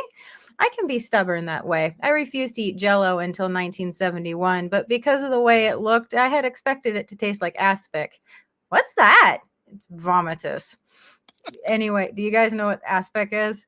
I do. You ever get one of those Costco chickens and there's the jelly stuff at the bottom? That's aspic. It's meat jello is what I call it. Yeah, it's meat Jell-O, and the Victorians thought it was delicious. Yes, they had a weird obsession over aspic. Yeah, they did. It's They gross. invented the Jell-O mold. Thank you, Victoria. Anyway. Yep. I'll be sure to remember that. So, what brings you to Japan? I came seeking advice from someone younger than myself. Sparta? Nearly everybody is younger than you are. True, but you're the youngest person I trust. I'm not as young as I look, you know. It's kind of like you. I stopped aging. Not sure when it happened, but it had to be sometime in the early It had to be sometime in my early 20s. I guess long as the world needs a moon princess, I'll be around to do the job. Yes, but you're also a mother. Well, yeah, of course, but okay, so what's all this about anyway? The League. It has become a house divided. This younger generation of recruits, Superion, Adam Fist, and myself, are at a loss. They constantly speak nonsense, and reasoning with them is a fool's errand. They are angry about everything, but unable to adequately explain why. And it's as if they have fallen all under a spell of madness. Princess, you raised a millennial. Surely you must know something of this. I know about raising a difficult teen, then having her stomp on my heart, but that's not what you mean, is it? I believe not. This is more political. I think it's honestly hard to tell. I've heard a little bit about this, all that stuff about staying woke and social justice, if that's what you mean. It is. Okay, I gotta scroll. I don't know, Sparta. It's difficult. Japanese kids aren't caught up in the same things Westerners are. Japan's problems are different, but the last time I was in America, I could tell something was wrong. Kids there didn't seem to want to grow up, like maybe they don't know how. And the girls, they were purposely making themselves ugly and insisting about being a girl is a horrible thing. I kept hearing them say to me, marriage is oppression and beauty is oppressive, and everything I ever wanted when I was their age was oppression. Yeah. Supposedly they admire you. Admire me? They say that, but insist on my best friend is trans because she's a tomboy and totally obsessed with Uranus and Neptune's sex life. Talk about rude. Continue going? Yeah. Okay. There was a break. I just wanted to make sure. In the West, it seems like somebody's trying to remove the value of beauty. Oh, that's still her. Oh, that's her? Okay. In the West, it seems like somebody's trying to remove the value of beauty. Somebody? Well, sure. Somebody must have put such a crazy idea in their heads. Some kind of bad influence. Kids don't get ideas like that themselves usually. When my daughter started going down a dark path, a cult was to blame. A teacher at school had tricked her into believing the cult would solve all her problems. What kind of problems? Growing up type problems. You know how it is when you're young. Everything feels like the end of the world. Not fitting in, or if a boy doesn't like you, or feeling uncomfortable about your body. I got to scroll up again. No, I don't know. 4,000 years is a very long time, and in my nation, girls were raised to grow into strong mothers. We were taught to fight and expect to defend the city-state, but more important than all others things was motherhood. I actually am going to be editing. Yeah, this. you're going to work on that. Yeah, because anyway. This needs work. This part needs work, and I'm going to be working on it. But the sentiment is still there, and it's still good stuff. If we fail to raise the next generation of strong warriors and mothers, there would be no future at all. It was only when I died fending off barbarian raiders that I caught caught the eye of Ares and for a time became his lover. So impressed was he with my warrior spirit, I was resurrected as the mother goddess of Sparta. Wow, and here I thought my teenage years were complicated. You've shared some of that story before, but like Ares? Really? Yes, really. It's why I have had so few lovers since. After being with the god of war, it's all downhill from there. Sparta looked wistfully out the window to storm clouds on the horizon. Although there was that night with Thor Odinson, the moon princess blushed and placed a hand over her lips as she let out a giggle. Oh my! Oh my, indeed. Sparta smirked, her hazel eyes still caught in the fond memory. But that's, well, a story is best kept for another time. Certainly not one to share over parfaits in a public place. Actually, it's the perfect time to share it. We're already drawing more attention than I would like. Yeah, well, we Japanese are good at minding our own business, or at least pretending to, but yeah, I see what you mean. To the outside observer, the Moon Princess and Sparta were impossible to ignore. It didn't matter they both wore street clothes. One was a Japanese maiden with the face of an AV idol and a mane of hair that shined like silver. The other, a 6'8" Greek with the body of a pro wrestler and the bust line of a fertility goddess, whose rough beauty was both alluring and intimidating. Beside the petite Moon Princess, Sparta looked absolutely gargantuan. Scrolling again. That's Is that that's Sparta. that's Sparta? You don't think they recognize us, do they? I think they're too afraid to ask. Yet another reason I had so few lovers, Sparta chuckled. So, returning to the subject of your daughter, about this cult. I hate saying it, but Darren and I are to blame. I spent too much time being the Moon Princess and not enough being our daughter's mother. I get the feeling in the West, though, it's opposite problem. Too much attention from parents. So that's what we have so far. So that's a very rough draft, but that was another one I wanted to run past you. That's actually, I like that one. That's very good. Mhm. I like the conversation. I like the fact that she admits that she became a working mother and it did cause some problems. That is something that, like at least here in the West, at least for our generation, Yeah, that was the Gen both X the thing. parents worked.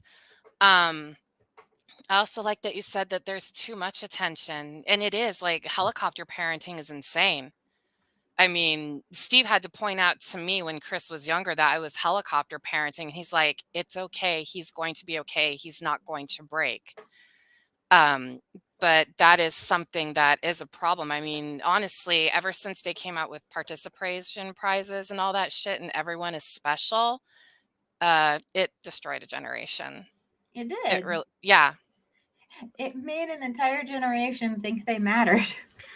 Where instead of, no, you fucking have to earn it. Yeah. Okay, so sorry, yeah. No, I was gonna say, like, I remember when I was given a participation trophy when I was in second grade for the science fair, and I tossed it. I was like, ew, no. Yeah, it's meaningless. Yeah. Okay. I got rid of all of mine. So Only kept the places. One more, and I think this will be enough because it'll kind of again communicate what the underlying themes of this tale. Now, this one involves Thunderhead, who is a boomer. He's a Nick Fury, Sergeant Rock, tough guy type character. He's tough. He's got lightning fast reflexes. He's hard to kill. He's great with guns. One of those guys, right? Now, there's another character who is akin to the more goth characters like the Crow, who calls himself Mr. Self-Destruct. Leather trench coat, the whole goth look, right? And he basically is dropped in on human traffickers and has killed an entire room of human traffickers for the most part. And then Thunderhead enters the scene. Oh, cool. I'm glad you like it, Humble Marty. So all these bodies are on the floor in this like remote warehouse location, right? One of the bodies groaned, started Real moving. quick, I disagree with you, bar one, but we can discuss that later. Yeah, I disagree too. He said the helicopter. Well, parenting just was you just keep Gen X. listening, dude. Yeah. Yeah. One of the bodies groaned, started moving, reaching for a nearby shotgun on the ground. Just before he touched it, a steel-toed boot cracked him in the ribs. Eric glanced to see Thunderhead step out from the darkness. Hey, asshole, enjoy hell! Thunderhead aimed his 1911 pistol, its chrome finish glimmering in the fire's light. Blam, blam, blam. The target twitched, went limp. Blood began trickling across the tile. How many times have I told you? It's 1 to the head, 2 to the chest, Thunderhead said to Eric. Eric is Mr. Self-Destruct. He holstered the 1911, cracked a wry smile. So, is this what you've been up to? Doing the Lord's work? I don't do the Lord's work. It's the anger of the dead I work for. Okay. He needs to add something. You still calling your... I work for. Okay. It's the anger of the dead I work for. You still calling yourself Mr. Self-Destruct? You still calling yourself Major Thunderhead? What I am is your dad, and I wanted to talk to you. Yeah, I figured this wasn't a chance encounter. Is it ever? What do you need, Dad? Come on, let's go talk somewhere else. If I'm going to catch up with my son, I'd prefer it be somewhere with less blood on the walls. 30 minutes later, Thunderhead parked the rental car on a small hilltop overlooking the Motor City waterfront. Thunderhead reached behind the seat and pulled out a 6-pack of beer, handed a beer to his son, then popped one open for himself. So, Eric. So, Dad. Don't be an asshole. You don't see me enough to hate me this much. It's not that I hate you, Dad. It's just that some scars don't heal. And let's be honest, you never come around unless there's a reason. Am I causing too much noise again? Too many dead bodies? Your league buddies concerned about your loose cannon of a son? Nah, I kept him off your back. They don't like your methods, but they know you're on the right side. And just like your old man, they know it's best to stay out of your way.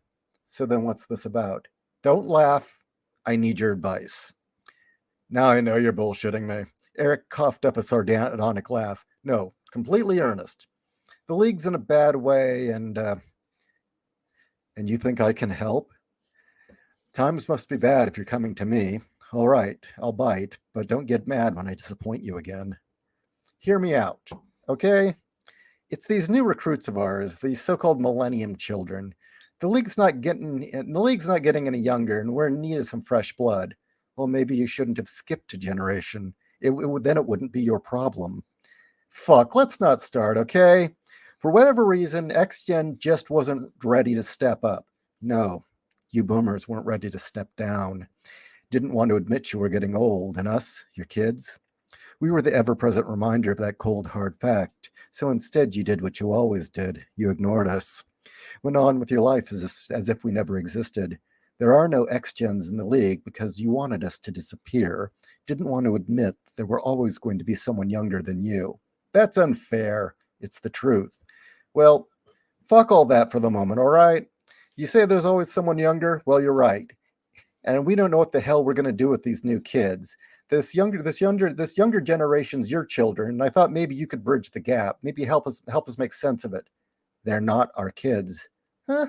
Of course they're your kids. They're the generation that follows yours. People my age are only now starting to have families, Dad. Think about it. Aside from teen moms, can you think of anyone my age who didn't wait till their 30s to have kids? I don't know. That's not something I would notice. Frankly, if you look at the numbers, there aren't even enough X-Gens around to have that many kids. What? That's got to be bullshit. If they're not... Tell me, Dad. After I blew my brains out, what did you and Mom do? Hold a funeral. What the fuck did you think we did? You going to complain about that too now? You and Mom thought you'd give it a second try. You two had Ronnie. And you thought you were so certain you were going to do it right this time. God damn it, Eric. You leave your screwed up brother out of this. I'm not here to listen to you. Ronnie's a millennial, Dad. A second chance baby. And unlike me, who you ignored, you and Mom overparented the shit out of that kid. Spoiled and sheltered him so much, Ronnie can't wipe his ass without supervision. I'll admit Ronnie's got issues, and I didn't. When Shirley was raped and tossed off a building, I was so certain the League would step in.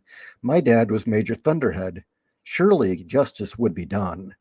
But no, you and the League were off in Thailand battling, fuck, I don't know who, Typhon. They'd seized control of the government. We're about to start an international incident. I had obligations. It was 7 months, Dad. I didn't see or hear fuck all from you for 7 months. And Mom was too worried about you to give a damn about my problems. Suck it up, kid. You were 19, Eric. At 19, I was killing gooks in Vietnam and seeing my buddies die. You could have handled it. Yeah, I handled it all right. I tried to kill the pain with a needle in my arm. And when that didn't do the trick, I played with razor blades, played them on my veins like a violin. Finally, I just said fuck it and put a gun in my mouth. Blam. A year later, I'm digging my way out of my own coffin. Do you have any idea what that was like? To wake up in complete darkness, 6 feet under the dirt? You think your NAM dreams are bad? Come on, that isn't fair. We always knew my mutation might pass on to you. How the fuck were we to know that I'd be trapped between life and death? You're not fucking dead, Eric. If you were, the hole in your head would have never healed. Truth is, for 38, you look pretty damn good. You still look like you're fucking 19. I look like a fresh corpse. That's the albinism. Fuck it, whatever. Dad, I get it. You're a great superhero, one of the best. I respect that, I do. But that's all you should have ever been. You saying I was a shitty father? Yeah, something like that. Eric clicked the door open and stepped out of the car. So good catching up with you or whatever. I got to get going now. That's extremely rough. I'm going to lengthen that and flesh it out. But that's the other scene. That to was mirror the great. move. You like that? Yes, that was really good. And you hit the nail on the head about the difference, how the baby boomer generation abandoned us Gen Xers and then had the do-over babies. Mm-hmm. Because it was, like I said, I'm a Gen Xer, and we were getting they were starting the participation trophy shit when I was a kid. That comes from the baby boomers. So that's why I say it's not the Gen Xers, because we were the ones they tested it out on, and we rejected it. Mm-hmm. Well, yeah, I remember because, my brother was born several years after me and my sister, which were like 1 year after the next. Mm-hmm. Mm-hmm. And he was kind of their do-over baby. And man, did they overparent the shit out of that kid. I mean, spoiled him rotten, would not leave him the fuck alone. And then did other things to him. But anyway. Still won't let him actually take care of his own life. Mm-hmm. Bought him a house, bought him a car, bailed him out of every problem he ever had. Mm-hmm. Oh, no. Yeah, I know family members like that. Yeah, they're millennials. So that was a really good scene. You could actually feel the emotion in it and the tension. So you nailed it. And that was supposed to mirror the difference between the Moon Princess and Sparta having their talk. Mm-hmm. Yeah. Versus his father and son. And again, the idea is that's one, Mr. Self-Destruct is one of those 90s characters. And I'm going to work them in, kind of an analog for Witchblade and She. And Mm-hmm. I'm not going to have any of the Marvel or DC 90s characters having an analog in the book. Well, the 90s was definitely the Image era, So, Yeah. And so I'm going to do, for the 90s, the characters that I'm going to draw upon, other than the Turtles, it's going to be all the weird indie comics. All the Well, weird. didn't you tell me that you were going to do a Grendel analog too, even though that Yeah, I was was the thinking 80s? of putting a Grendel analog in, or maybe a Oh. Susan. Now, are you Please doing, put in a Grendel Grendel Prime, or analog. Are you doing a Hunter Rose? Hunter Rose, I was Hunter- thinking. Nice. Yeah. But yeah, I was going to throw them in, various characters from the 80s that would also fit. And I was going through them. I was like, shit. If you look at all the 90s characters that were indie, how many of them, their origin is they died and came back? And yeah, Mr. Self-Destruct is a lot like the Crow. Except his deal is he blew his brains out, Mr. Self-Destruct, and came back. He's got his dad's fast reflexes and hard to kill, but every time he dies, he comes back. He just digs himself back up. Mm-hmm. And he did self-destruct, and that's how he became Mr. Self-Destruct. So, Mhm. I mean, it fits. I like the fact that he doesn't beat around the bush too. He Yeah. is incredibly blunt.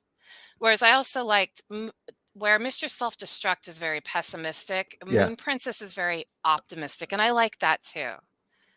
And I take it, I think you told me that Moon Princess and her crew are based on Sailor Moon, right? Yeah, yeah, Mhm. exactly. Yeah. Well, when you said Uranus and Neptune, I was Oh, like, yeah. oh, I know what that's about. Well, you can't copyright those names, so it's fine. Yeah. As Yeah. long as I don't give too much detail. No, And but I like the fact that there's definitely where you can see one is really positive and, you know, she's gone through some shit too, but she is positive. The other is negative and they've gone through some shit. And Mhm. also different cultures, though. I appreciate Yeah. that you put in the difference of the cultures. So Because though the Japanese are having their own issues, it's different for them Yeah. right now. and I was thinking of trying to, if I can work it in, make some sort of reference to the 90s bad girl craze and how they all just self-destructed or went out Oh, in a blaze of glory. like Danger Girl. Yeah, it'd all be. Yeah. Actually, that's actually a good idea. I like that. Well, you were gonna have Tank Girl, right? Oh, Tank Girl's going to show up. Yeah. Panzer Girl. Yeah, Panzer Girl. Tank Girl's going to show up. And I like you said Witchblade. Yeah. Yeah. Witchblade will have some sort of analog. Mm. I was thinking of another kind of generic Gen X character called Riot Girl, who would be like in her late 30s now. And again, she would be at odds with well, see, the problem is somebody you mentioned Sandman and Lady Death. Those are gods. I mean, that's too powerful. Mhm. Plus one is Neil Gaiman and Yeah. The other Um, thing is there's another protagonist that the story's kind of built around who is a Gen Xer who gets abilities during the story. So Mhm. there's that too. oh, Who's Williams said anything for Power Rangers. I've had mixed opinions on that. I don't know. I mean, that definitely is kind of the Gen Y thing. It's right in between there. Mhm. And I thought about, would I be able to fit that in the Power Rangers? I am going to be able to work in Captain Planet or Planet Man. Oh God, I really want to see a battle between them and Eco Freak in like the Oh worst way. no, I've Oh no, no, no, no! Are you gonna do what I think you're gonna do? what do you think I'm going to do? Eco Freak's gonna kill Captain Planet. No. No. Okay, There's okay. a I was like, scene with okay, you guys have no idea what I'm talking about. One of the protagonists in here is Bridget O'Shea, and it's spelt as Sidhe, the Irish for fairy. And she gets abilities by accident during the story. Mhm. And she's kind of one of the driving. She's kind of taking the role of a wild card that nobody expected Mhm. in this setting. And in a lot of ways, will kind of be the proxy for a lot of the audience who was like getting to say all the things that really drove us up the wall. But she is a very troubled Gen Xer who happened to be a genius, pulled herself up by her bootstraps, started a company, Mhm. and runs a tech company, but she's damaged as fuck. And she gets abilities and kind of works through shit, but she's kind of, again, the wild card of this story. Wolf, we saw Owen's comment just a moment. Yeah, We Are the World or No. Guyver. I'm thinking Yeah. about it. I'm going to try. I mean, the problem is, if I throw in a Witchblade type analog, I'd probably just merge the two Mhm. because they're kind of similar in the bio armor, except Witchblade's magic and exceptionally powerful. Mhm. But I like the fact putting a cop in would be nice, especially at that age. Mhm. well, you can always say it's technomancy. You know, in the Rifts Yeah. they have technomancy where a machine meets magic. Exactly. But this Bridget O'Shea character has a horrible rivalry with the Lex Luthor figure in the story. Mhm. And they're trying to keep her products off the market because they're fucking up their plans. World Economic Forum proxy has their plan and her products are fucking it up. Mhm. And so they're trying to run her out of town and out of business. and there's going to be a scene where there's this benefit, and it's essentially a scene for her to square off against the Luthor character and argue, and they have a confrontation. But it's a benefit dinner where all the rich and powerful people meet, and they're there to be seen. And it's being held by was it Ned Nerner, who is the son of a media mogul, son of a great big media mogul who had I just caught on to that. Ned Nerner. yeah, who had illegally had his own son experimented on to have super abilities, and manufactured this Planet Man character. And Planet Man, he liked the kids. He liked the kids a little too much, but he's reformed now, and he's holding this environment benefit for the environment. Inviting the children to say, "We are the world." Yeah. And I was going to have, I don't know which character come in and try and kill him, and have Superion swoop in at the last minute and save Planet Man and say, look, you don't have anything on him. You can't do this, right? And stop him. And then Saoirse basically then have Superion look at Planet Man and say, I know you're guilty. I catch you. You were going to feel pain. I'm watching. But yeah, because I always can't wait for that chapter. I've always despised Captain Planet because of what he was. He was propaganda. Mm-hmm. And Ted Turner was very open about it being propaganda to get kids into the whole Greenpeace, global warming fanaticism. Mm-hmm. And it's no surprise Ted Turner is a big supporter and funder of Greta. Oh, for crying out loud, he was married to Jane Fonda. Yeah, fucking Connie. Hanoi Jane. Exactly. Ned Nerner's wife should be named Hanoi something. Hanoi. Oh, there you go. I'm serious. Like, either have Hanoi be the first name or the last name. I like that. Jane Hanoi. Yes. That would work. I like that. Yeah, I mean, Ted Turner, and it's interesting that those, what were the Virginia, was it Virginia or was it Georgia Guidestones, was it? Georgia Guidestones are the ones that got blown up last year, right? The ones that, the list of how to be a perfect human. Yeah. There's extremely strong evidence that it was Ted Turner. I wouldn't be surprised. Isn't he based out of Nashville or some shit? I thought it was Atlanta. Oh, maybe he is based out of Atlanta. But yeah, I always despised the fact that Captain Planet was blatant propaganda. And it was Wolf, intended. I broke Wolf. I was Barbarella's actually a trying to commie. figure out if Wolf was being silly or if he was being serious. Wolf, they only used Jane Fonda because Bridget Bardot wouldn't take the role. And let me tell you, that was a serious downgrade. Yeah. But if it makes you feel any better, Bridget Bardot's a nationalist. Yeah. I did not know Bridget Bardot was the first choice. That Right, explains the why they answer made is Jane yes. Fonda's hair look like Bridget Bardot. Yeah. Oh my gosh. Yes, Barbarella's a commie. I'm sorry. Yes. Yeah. The The answer is yes. it ends at what, 2000? Yeah. And then after that, it's Zoomers, I believe. Mm-hmm. But so yeah, I that's kind of what I wanted to share a bit of that with you, Janelle. I will send you more stuff as it's ready, Mm-hmm. because again, you've been one of the people that's helped kind of guide this story where it's going. Well, Nope, she I'm understands always superheroes. open. Like I said, I just named Ned Nerner's wife for you. Yeah. Well, you're a fan, but even when you were reading simply because you couldn't quit yet, you knew that the stories went bad. Oh yeah. I'll tell you what, that was hard to let X-Men go. Man, that was hard to let go.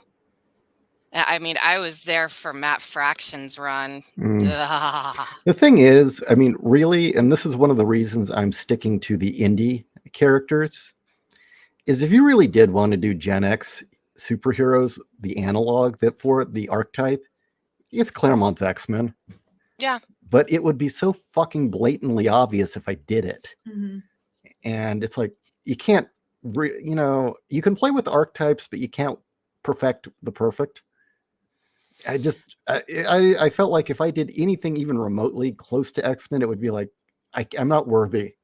I can't do this. Well, I'm going to say too, Garth Ennis kind of ruined the analogs of the X-Men when he did The Boys. Like any sort of analogs you're going to do after that, everybody's just going to scream pedophile. Yeah. I mean, Well, as I I was- said, one of the points is I'm going to make it very clear that Superion is not the Homelander. oh, no.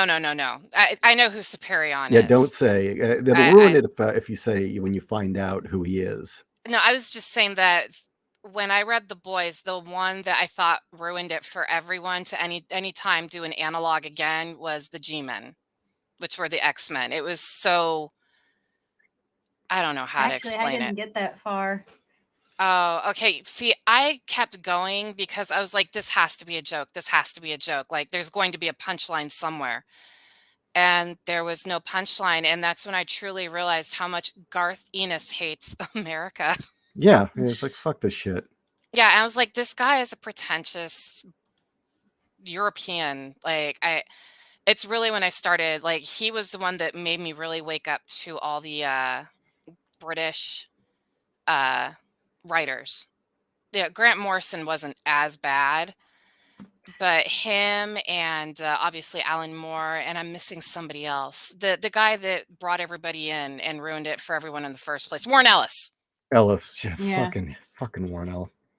And the thing that gets me about Ellis is I did enjoy Transmet, but it was one of those things where it hurt to look at it, and so I got rid of all my graphic novels. I got rid of everything he did. Yeah, I mean, I will admit I want one back, one only, and that's the story of the woman who had been a cryogenically frozen head and then brought back, and the world she's brought back into. I think that's probably the single best thing he's written, at least that I have read, and I kind of want that back. But the rest of it now can go away. You're talking about Transmetropolitan, right? Yeah. I think I only have the very first issue, and I didn't go any further. That story, and it's just a standalone story. It's just something random that's in there, but it was one of those like punch in the gut, I want to read more stories. Oh, Fiona, yes, we know Brian Bendis is bad. I was talking about the European writers, specifically the British comic book writers that have an absolute hatred for America and American comics.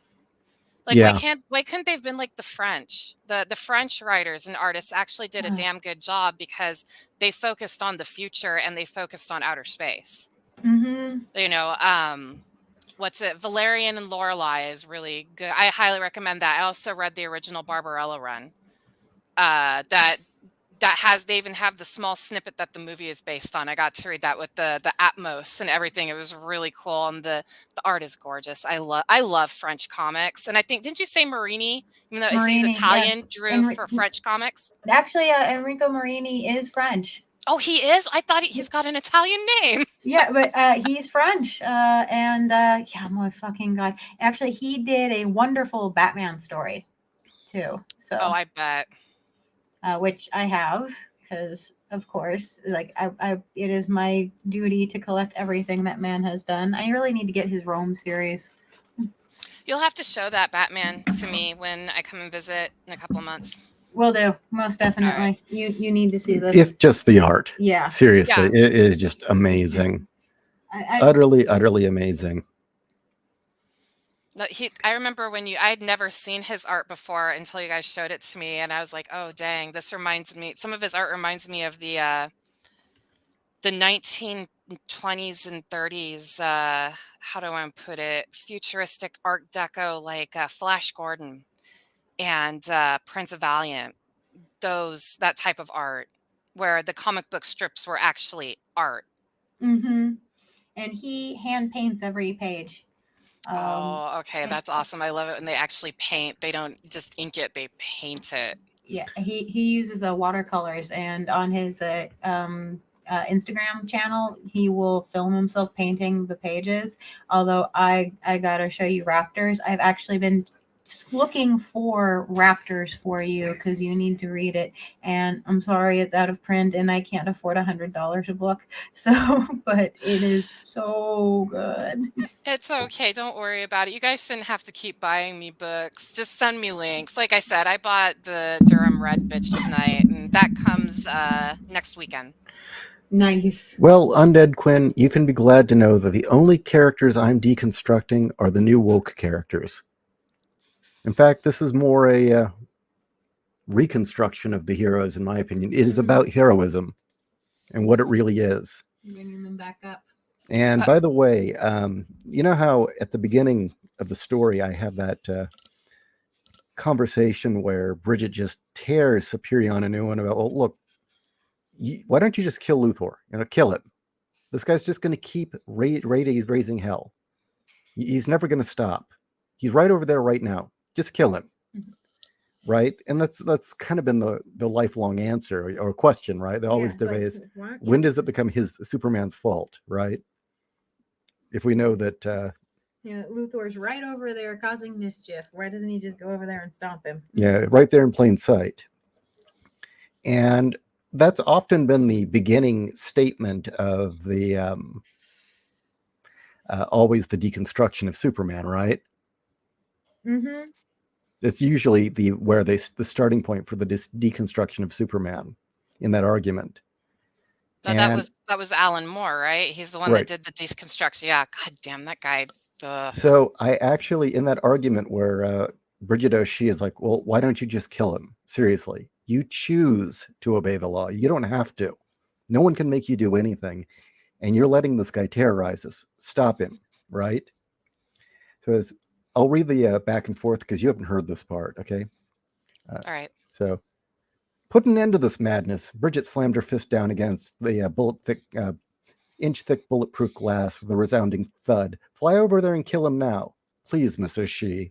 Please, Miss O'Shea, please calm yourself. What you're asking for is called murder. I will never take a life. Never. Not even the life of someone as evil as Grant Globus. Why?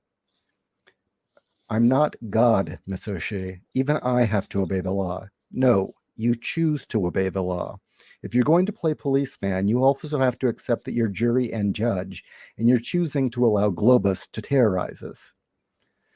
Miss O'Shea, Superion let out a long, knowing sigh.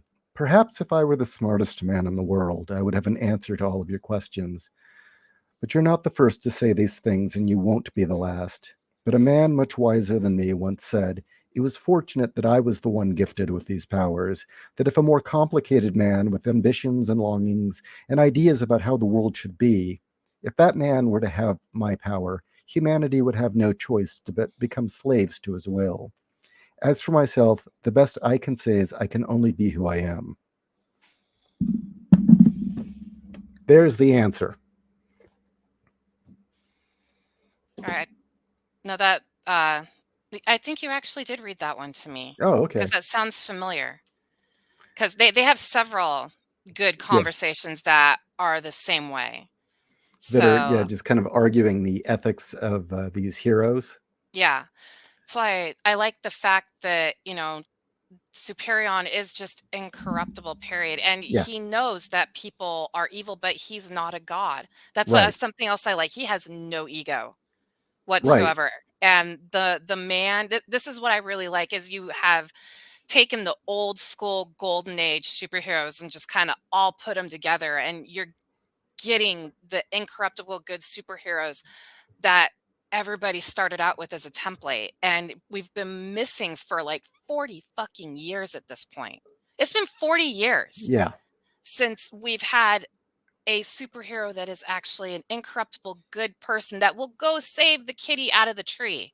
Right. Yeah, like they save people from a burning building, and then they see little Johnny crying that his calico's up in the tree, and he, on his way to his next mission, he grabs the calico. I miss that. Well, again, the idea is if you didn't have someone with no ego, if you had someone with ambition and ideas of how the world should be with that much power, he couldn't help but be a tyrant. Yeah. But because you've got this character who is so humble and so, he has no other awareness other than just being good. But yeah, he could stop the Cold War, but he wouldn't know where to start. Yeah. Yeah. Because everybody's at fault in the long run. Yeah. So I will say to the audience, when you find out this guy's origin story, you are going to be beyond pleasantly surprised. I was really happy when she told me the origin story. So Yes. it's really neat. But yeah, I also like that the Gen Xer that has gone through hell. You see, like you say that she's damaged, and you're seeing that because she's like, I need, vindication, fix it now. This person is harming us, because she has been harmed. Right. And you have Superion, like, you can't do everything black and white. Right. And keep in mind, Superion, the Superman character, represents our grandparents. Mm-hmm. Yes. The World War II generation, the greatest generation.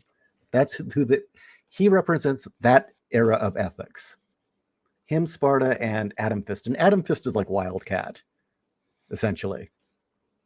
Yeah, he's the street level hero. Yeah, he's the working class hero, essentially. Yeah. He's the guy from the street who, he threw a hammer and worked with a wrench most of his life. Mm-hmm. That was one reason I loved Wildcat. He's he great. was just a boxer, where everybody else had superhero abilities. He was just a boxer and used his own physical abilities to fight back. And he always got injured, but he never gave up. And that's why he was such a fun character. Plus, he got to bang Wonder Woman's mom. Yeah, that's pretty awesome. Hey. Well, yeah, that was actually one of the big things they talked about. It happened after Crisis when they remerged everything. You find out that Queen Hippolyta was the first Wonder Woman, and she had joined the JSA. And yeah, at the time frame, she was Wildcat's lady. And so he got to bang a god or a demigod. Hey. And Now, did he wear the girdle?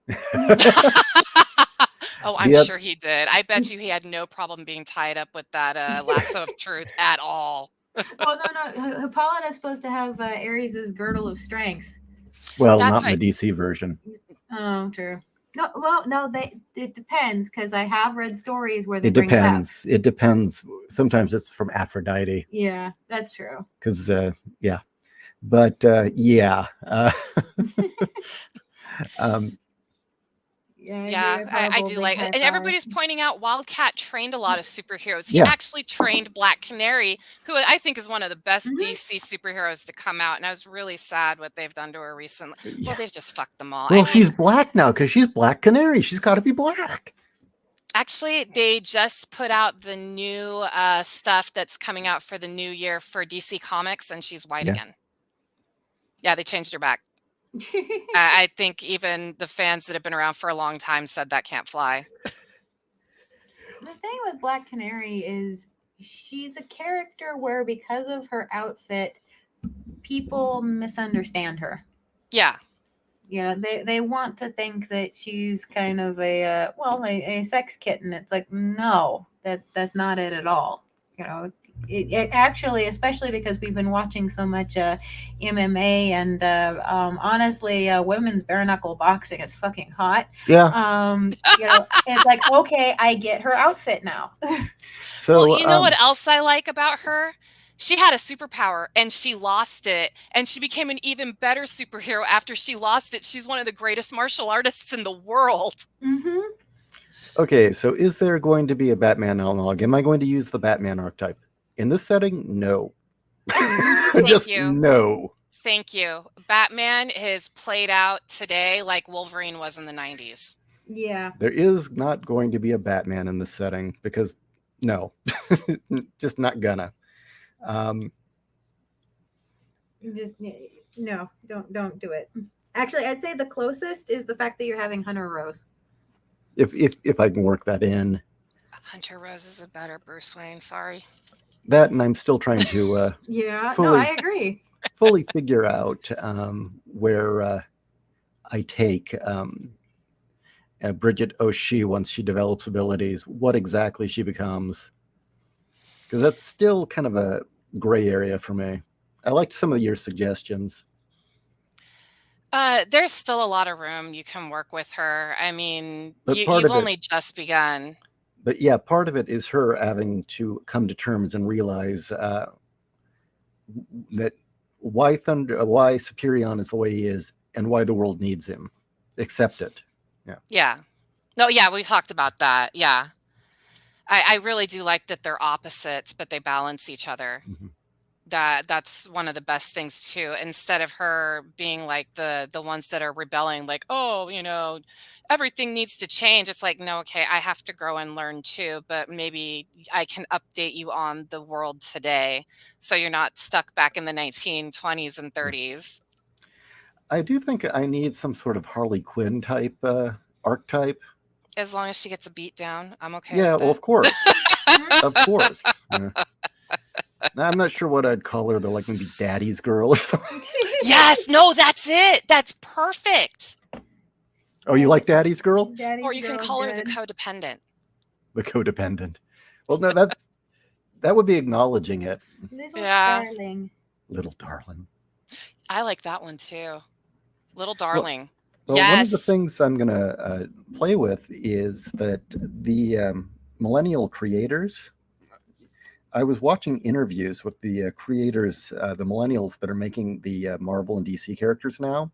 Yeah. How many of them repeatedly say, oh, I relate to the villain much more? Yeah. And so I was going to have it that the rebellious, the millennial heroes that get in the fight with the League and rebel Mhm. eventually fall in with a couple of the villains thinking, oh, they're just like us. They want to burn society down too. Not realizing. Yeah. Well, no, I was going to say they probably would eventually realize and be like, fuck it, this is what we believe. Let's go for it. Because, I mean, that's what happened in 2020. Yeah. Mm-hmm. And I was thinking for Harley Quinn, what about Baby Doll? Baby Doll? That's not bad. Because Not of all bad the at all. makeup and stuff. Reference to Sucker Punch. It's actually a reference to a really fucked up movie called Baby Doll with Brooke Shields and Susan Sarandon. Oh, okay. Never saw. Okay, that's another movie that have whiskey or bourbon or sake when you watch it. Really? It's about a turn of the century brothel in New Orleans, and Susan Sarandon is a prostitute, and Brooke Shields is her daughter. And they call the daughter Baby Doll because they make her look like a doll with the pale face and the pink cheeks. And they auction off her virginity to a mild-mannered man who turns out to be like a psycho rapist and like totally destroys her life. Oh, there's a Baby Wonderful. Doll in Batman. I forgot about Baby Yeah, Doll. but she was supposed to be what happened to Baby Jane. Yeah, Well- actually, her story's sad. Yeah. Her story is very sad. Baby Boom Boom. Well, there's still plenty of room for Daddy's Girl. Mhm. That's I do like Daddy's Girl. kind of pedo in itself, kind of creepy. Mm-hmm. Well, actually, you could do Daddy's Girl and base the Joker off Nabokov's guy. Herbert, was that his name, or Hubert? The icky pedophile from Lolita. Yeah. Oh. Lethal Lolita. Yeah. The Lethal Lolita.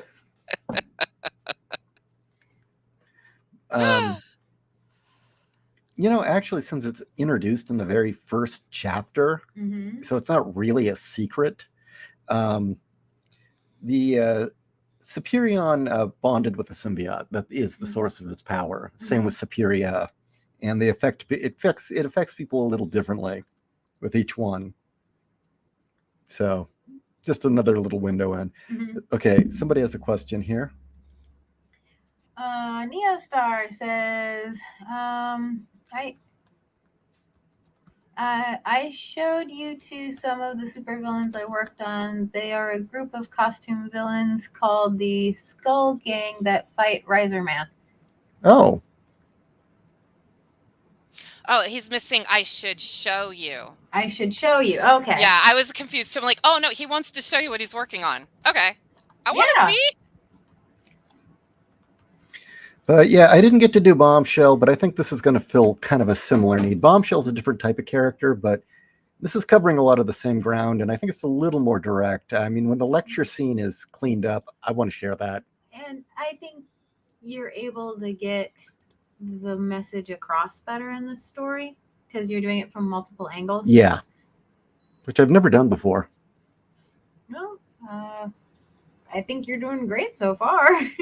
You've covered every age of comic book history: golden, silver, bronze, obsidian. I don't know what age Yeah. we're in now. I don't know. Garbage. Shit age. Yeah.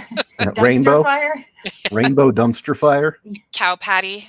Cow patty. Turd blossom. I don't know.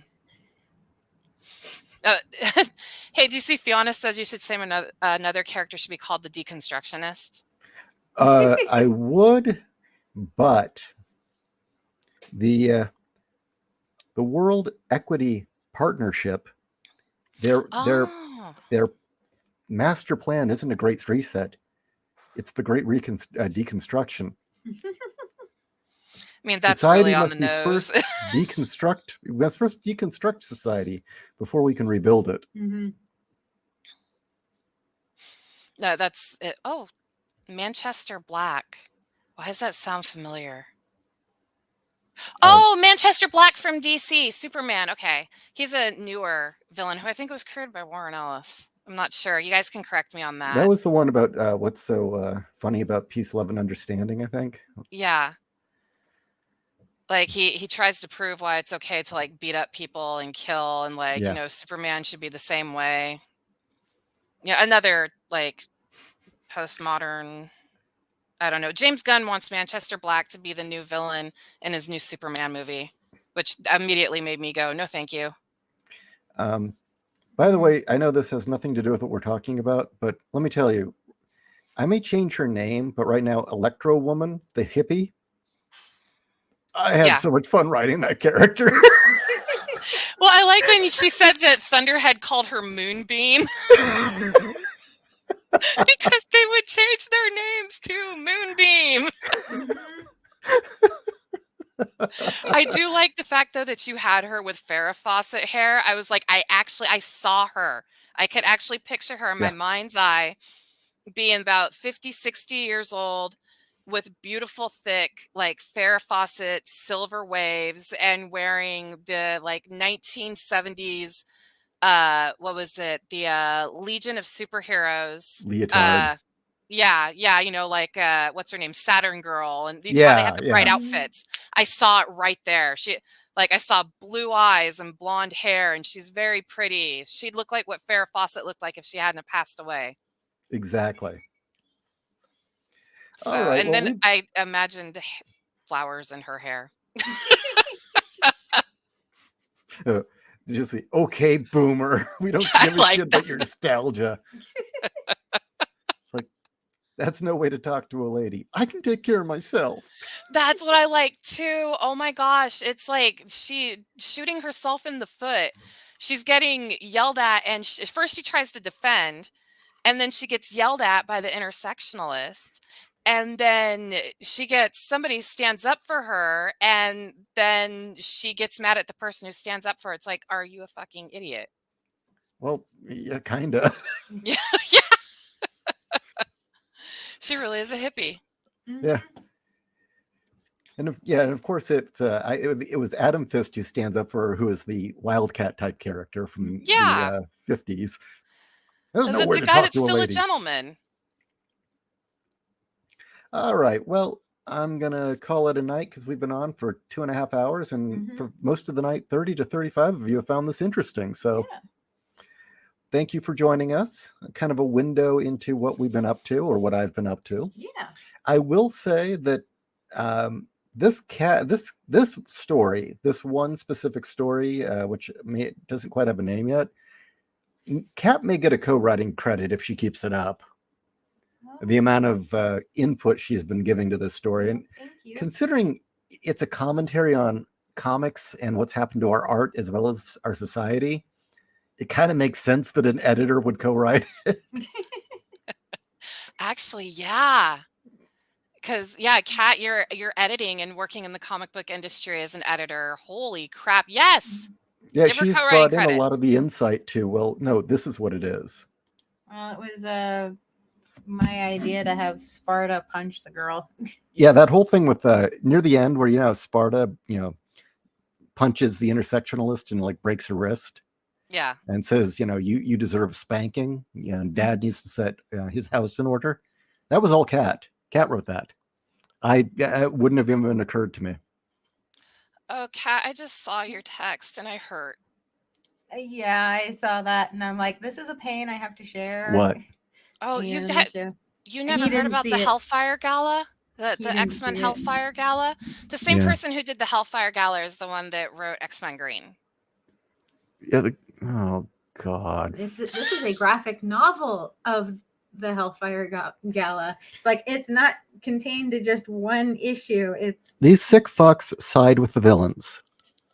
They become the villains. The X-Men are now the villains. Yeah. When yeah. Doctor Well, no, Doom, I'm talking about these writers side with and No. sympathize with the villains. No, I have to read this because it's just okay.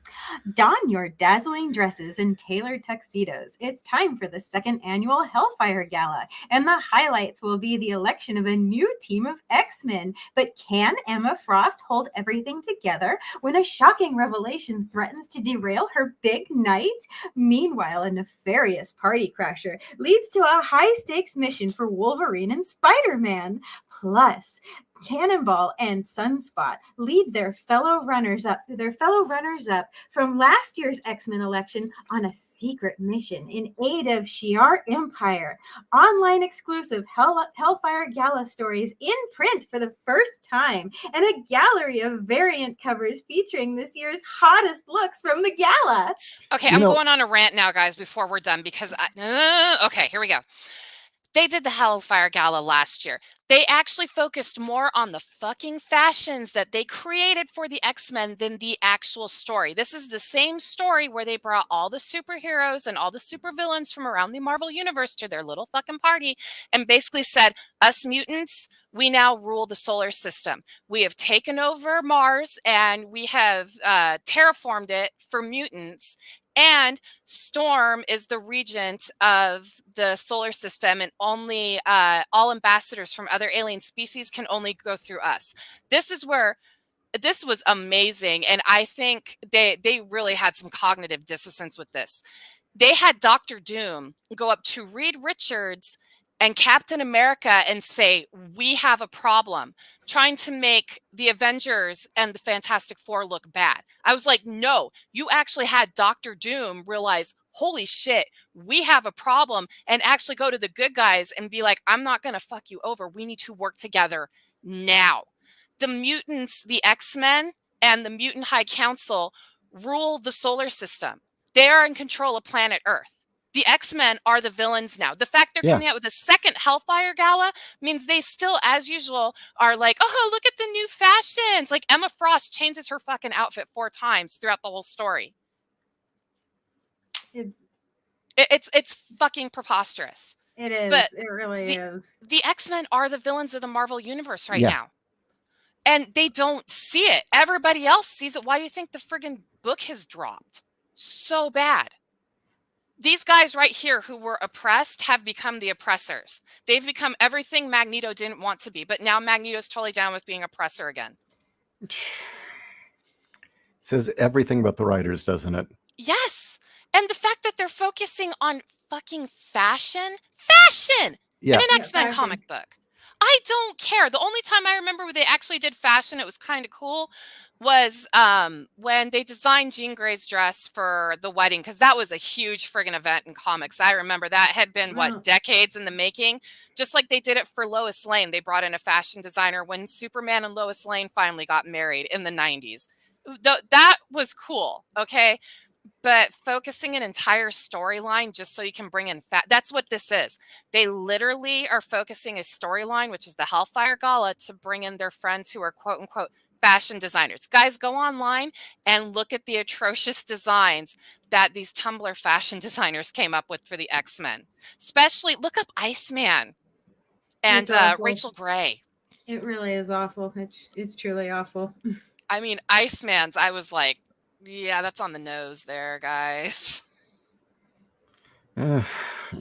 Narcissistic, self-centered. Yeah, I could just go on. Fuck it. Whatever. Screw these pieces of shit. There's nothing more to say. Fuck them. Yeah, we've lost the X-Men. Mhm. It's No, like we've lost Marvel and DC, really.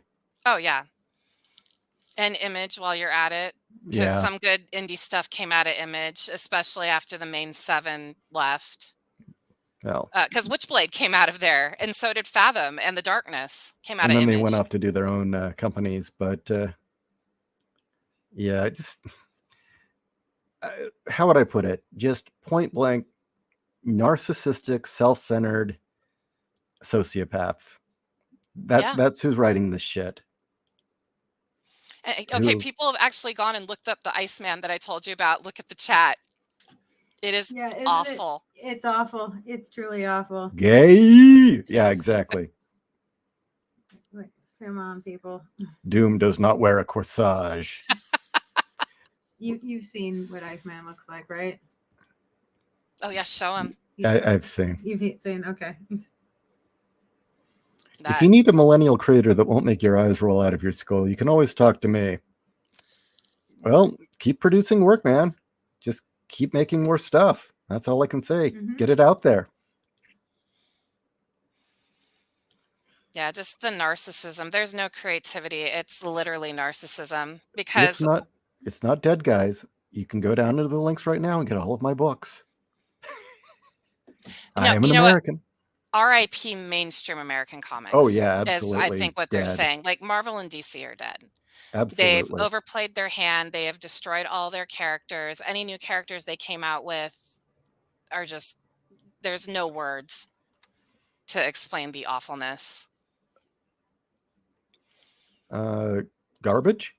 Yeah. Oh, beyond garbage, honestly. I just, ugh, I don't Dog know. shit? Yeah, I'd say they're dog shit. I think dog shit might kind of get close. I want that meme of the dumpster floating down river and then somebody added fire on it. Wolf, I already said that's technically yes, but you're more of a Gen Y. There was this weird little cusp generation, you kind of between, where everyone was calling it Gen Y, and they were like Gen X, but less cynical and better adjusted. I was going to say the Gen Y generation is much smaller than the Gen X generation, but I think that as Gen Xers, we should actually absorb the Gen Yers and make them Gen Xers. We kind of because did. they keep chopping down our generation. I noticed that the window for Gen X keeps getting smaller and smaller. I'm like, then we need to adopt Gen Y and make them us because they have the same mindset as us. Well, the thing was, it was like when Gen Y, everyone was talking about Gen Y was the next generation, and I'm meeting these kids, and I'm like, the future's in good hands. I mean, they're street smart, they're cynical, they've got all the smarts and shit that we went through, but they're not so fucked up as Gen X. They're a little bit more optimistic. They're better equipped to deal with this than we are. They're not as angry. I think Gen Y they had a little bit more optimism. They could tell us Gen Xers that we were being a little too edgy. Yeah, and when it looked like that was going to be where the millennials were going, it's like we're in good hands. Yeah. And then 2012 rolled around, and the beast reared its ugly head. Speaking of 2012 showing that like things changed in society, there was a book that came out, it even proved it was like the 1970s, like 1973 is when things started to become irreparably bad in the US, is what has influenced everything now. And I can't remember who wrote it. And it was either I was listening to it on Joe Rogan or Tim Pool, or it might have been both, because that was still the time frame when they were sharing guests, when Tim hadn't become totally and completely unhinged. Well, yeah. I would say actually that the damage was really beginning to become ingrained about 1968 when the baby boomer, the flower children, not even the boomers, the flower children all started deciding they were just going to dismantle all of American society and embrace communism and mysticism, and anything that wasn't Western was good. Yeah. Everything that was Western was evil and bad and needed to be destroyed and done away with. Oh, that reminds me. Janelle, I have to send to you a video on martial arts cults. I know about martial arts cults. Okay, that's one of my guilty pleasures. I watch the martial art cults and laugh. Yeah, there's two videos that kind of sum up ones. I mean, like, I'd love to learn more, but there's two videos that are done by a guy called Napoleon Blown Apart. Sorry, that's great. He's awesome. But he did two videos on one video on martial arts cults in general, and then another video on some specific quote gurus. One being the UFC trainer for somebody Diego. I don't remember his first name. And that's a sad fucking story, quite frankly. I feel sorry for that guy. I'm glad that he got away from this dude. Hasn't won anything, still, but he's getting better. But that's a sad story, if you know who I'm talking about. The name sounds familiar. He was in the first season of that UFC reality TV show. I never watched that. I didn't either, but Napoleon did a whole documentary on the show, and it's fascinating watching that documentary. It's like this only happened because it was the aughts. That's the only reason why that entire phenomenon happened, and it's because of that show that UFC is the powerhouse that it is today. I'll have to check out the reality show too. Oh, you don't need to watch the reality show, quite frankly. I never watched it because I'm like, great, I'm just going to see a bunch of meatheads getting drunk and beating each other up. I don't need to watch TV to see that. And turns out, yeah, that's exactly what the show is. 30 seasons of meatheads just getting drunk and beating the crap out of each other, for the lulz. But the first season was actually serious about it being, we're trying to find the next UFC champion. We're trying to find the next person to give a contract to. And they did succeed. But you got some weird characters coming out of that show. And one of them is this guy. I can't remember what his first name is, but his last name was Diego. And he Tyshawn McGee says it's Diego Sanchez. Oh, Diego Sanchez. Thank you. And he unfortunately got wrapped up in a cult. That sucks. Yeah. I actually, for fun, watch fake martial arts. Yeah, like mocking them. Okay. If you guys want to check out somebody funny, there's a guy on YouTube called Ranton. And he actually trained with Shaolin monks. He is an actual martial artist, but he also has ADHD and he reviews video games. Oh, dear so God. You either see him being crazy and reviewing video games, or he actually reviews martial arts, or he will show. He did a kick-ass video where he did all the beginning, intro, and ending moves from Mortal Kombat. He could do the majority of them, and he just used little animations to make the powers and stuff. That's cool. Yeah, so his name is Ranton. He's a guy of Chinese descent that was born in Germany, married to a Russian martial artist. Wow. So it's really funny to see this Chinese guy start cursing in German. So, okay, martial arts cult. Yeah, send me the link when you can. I will do so.